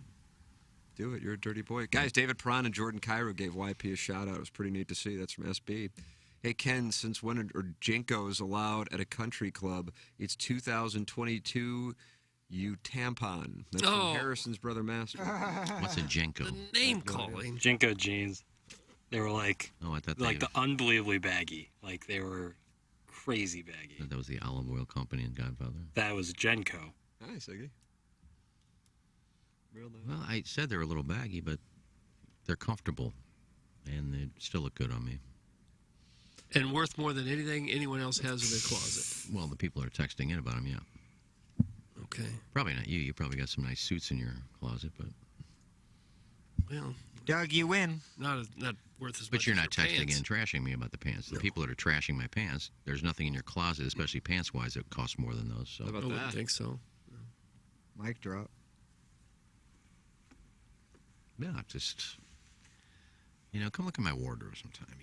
Are you inviting people into your closet? No, nobody's involved in my, or allowed in my apartment anymore. That's it. It's over. Well, how do they get Nobody in when else. you're laying down? Well, You just said, come look in my closet. Well, it's a figure of speech. Right. It's a metaphor. Maybe It's you take a video. At the Lemmings, they saw the 8 out of 9 chips, and they started trashing those pants. Oh, look at those pants, man. What are they, skinny jeans? So they're too skinny, they're too baggy. You can't win come on. sometimes. Maybe take a video of your closet just to show us what kind of Yeah, trouser game you have. Maybe I will today. That'll be fun. Facebook Live. I'll go on. You can believe the size of my closet. That's where the Doppler is. And model them. Put the phone on a tripod, and you put those pants on, and you model. I'll do like a Facebook. Dickens. I'll do a Facebook Live on the fan page. I'll just go through the closet and go through some of my shirts and pants and shoes and things like that. My hat collection. Yeah. Guys, Iggy dresses from the lost and found of a men's big and tall store in 1984. Thanks. That's from Los Lonely Boys. Los Lonely Boys wears big baggy pants too. The epitome of fashion. Doug, can you tell us about our title sponsor? I forgot his name is Ryan Kelly. Well, Ryan Kelly or Ryan Mortgage, he answers by either one because he can take care of any kind of mortgage problem that you've got. Maybe you don't have a problem. Maybe you're looking to buy a new house. Ryan Kelly and the Home Loan Expert team is where you're going to want to go because they've got the great rates. They've got fabulous rates. The Home Loan Expert has rates over a quarter point lower than the national average and is home to that 10-day closing guarantee. Maybe you're not looking to move, but you've got a lot of debt. You've got these high-interest credit cards that are killing you. Well, great time to refi. take some money out. The average person who's doing a cash-out refi is getting about $54,000 in equity now out of their house and paying off those high-interest credit card rates or the school tuition or something to fix up the house, whatever. It's your money sitting there. If you need it, that's how you access it. You refinance the mortgage. Rates are going up and then down and up. It's crazy, but home equity still up, so it is the perfect time for a cash-out refi. The home loan expert is right there for you. You know what Ryan Kelly likes to say? What do you say? Date the rate and marry the house. In other words, the rate is going to be changing. You find the house. If you're in the house that you like right now, stay there. If you're in a rate that's too high, wait just a bit. When it goes down, they'll get you in a lower rate, and you'll save money that way. You date the rate, you marry the house. With the home loan expert, Ryan Kelly, he and his fabulous staff will take excellent care of you. He's done it twice for me. I've refinanced twice through Ryan Kelly. The whole process, very easy, very simple, not a big hassle. Let him do it if you need him. It's thehomeloanexpert.com. There it is, Ryan Kelly. It's time for our Design, Air, Heating, and Cooling email of the day. I, too, was in the gallery yesterday, and I couldn't be any prouder of Tim walking the whole way. It's impressive stuff. So impressive, in fact, I wrote about my day in my diary. Dear diary, pretty big day. That Tim guy carried his team. The end. Oh, wait. I forgot about the sex. Because I was penetrated by the force of what could be best described as a moisture-seeking missile. I was on the 18th green and I started yelling at the guy in the pink hat. It was like, hey, dude, your grandson just laid a dart on the green. Then all of a sudden, the muscle of the fivesome throws some khaki-laced handcuffs on me and gives me the business. The anal business, that is. That's from Richard Tips. Richard Tips. He's new. How would you? Did you meet him yesterday at Meadowbrook, Doug? I didn't. I did not. I would have remembered him. Would have remembered the name, probably. Slickers, Slies, and Champs, sup, Meadowbrook done, shipped, world shocked, dormy AF, a farmer's blow just down low, hearing Doug describe that swelly welly was all behind him, becoming one with the swing, let's get a tea time for three and those balls in my hole. Think about that, Iggy, Fish Chef, Jackson, Big Hitter, Tim, Putting King, me, just horny, hacking, slicing, and slurping, get it, got it, Flocky the Smurf. P.S. Doug, today's safe word is nippy.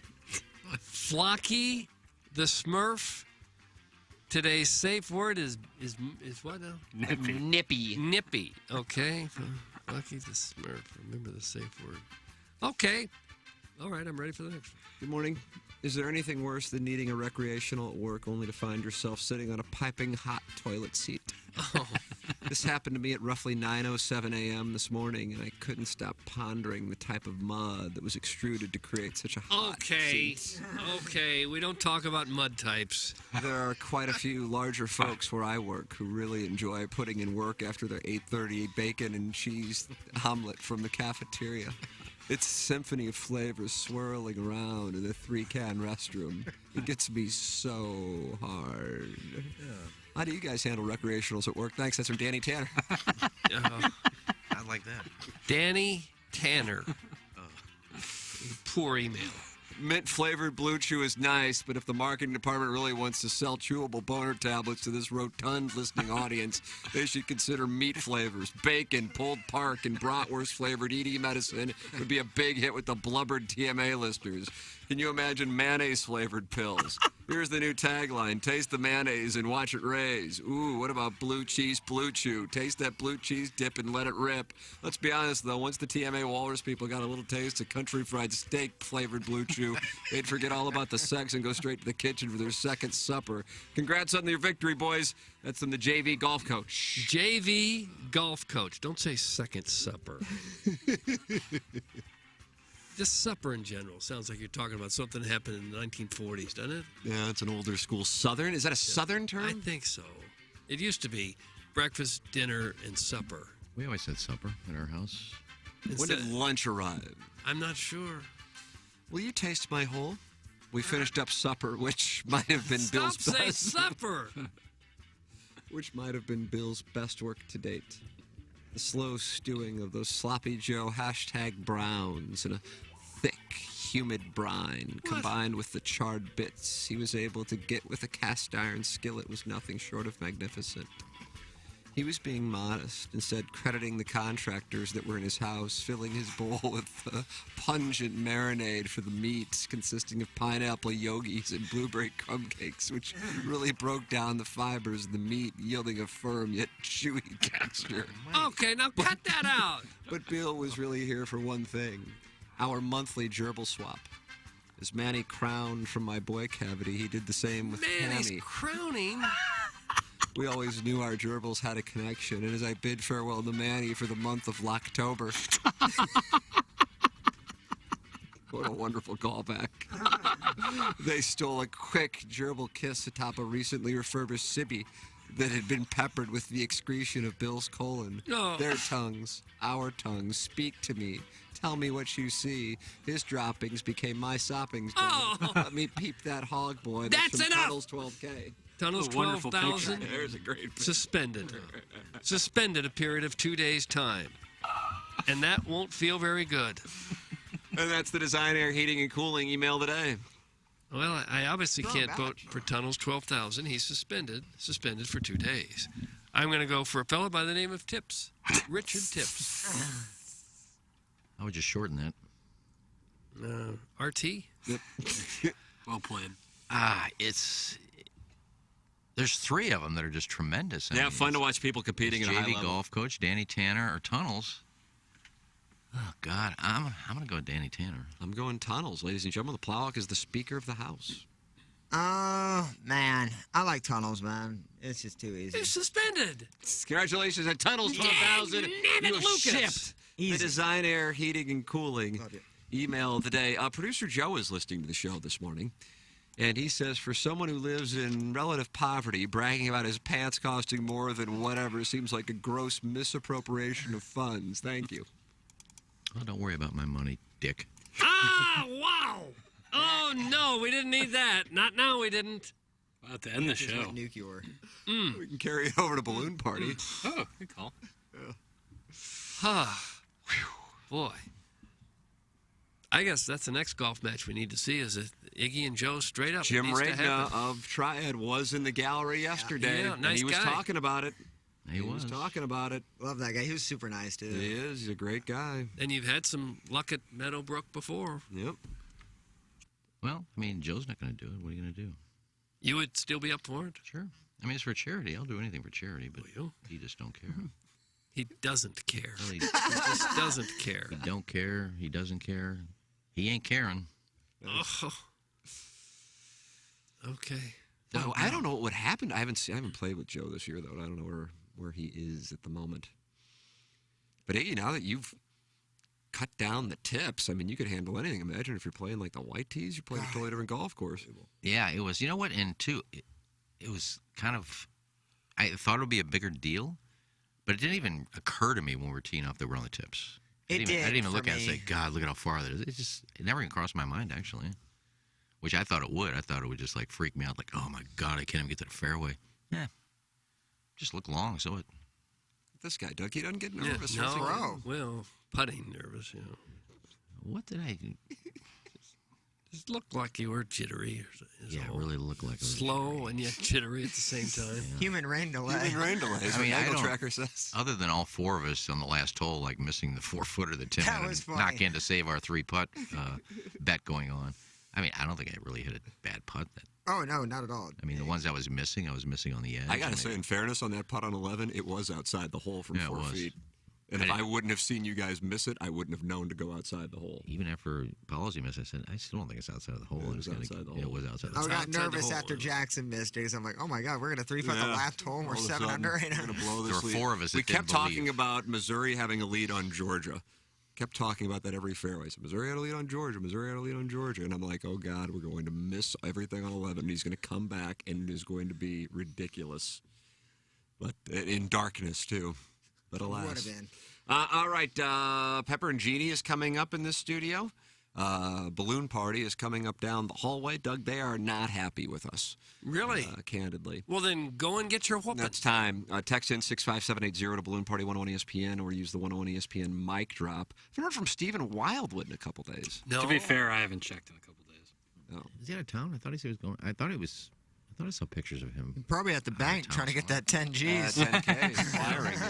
And that's what we got. If you haven't watched the video of the Plow Dash, produced here by the Hubbard Radio staff, Great take a job look with at them. that. It's incredible. You can watch it at youtube.com/TMASTL. Check out all the pictures we posted on Instagram and on Twitter. And if you are a member of the TMA fan page, you can see Curtis Hall with the pictures. Those are so good. So thank you to him for that. Can't wait to see the video of the match. Once again, thank you to the staff at Meadowbrook. Thank you to Chris Nagel, Michael Wellington, Birdies for Bipolar, all of the veterans who were in attendance, all the members at Meadowbrook who were so cool to have us there.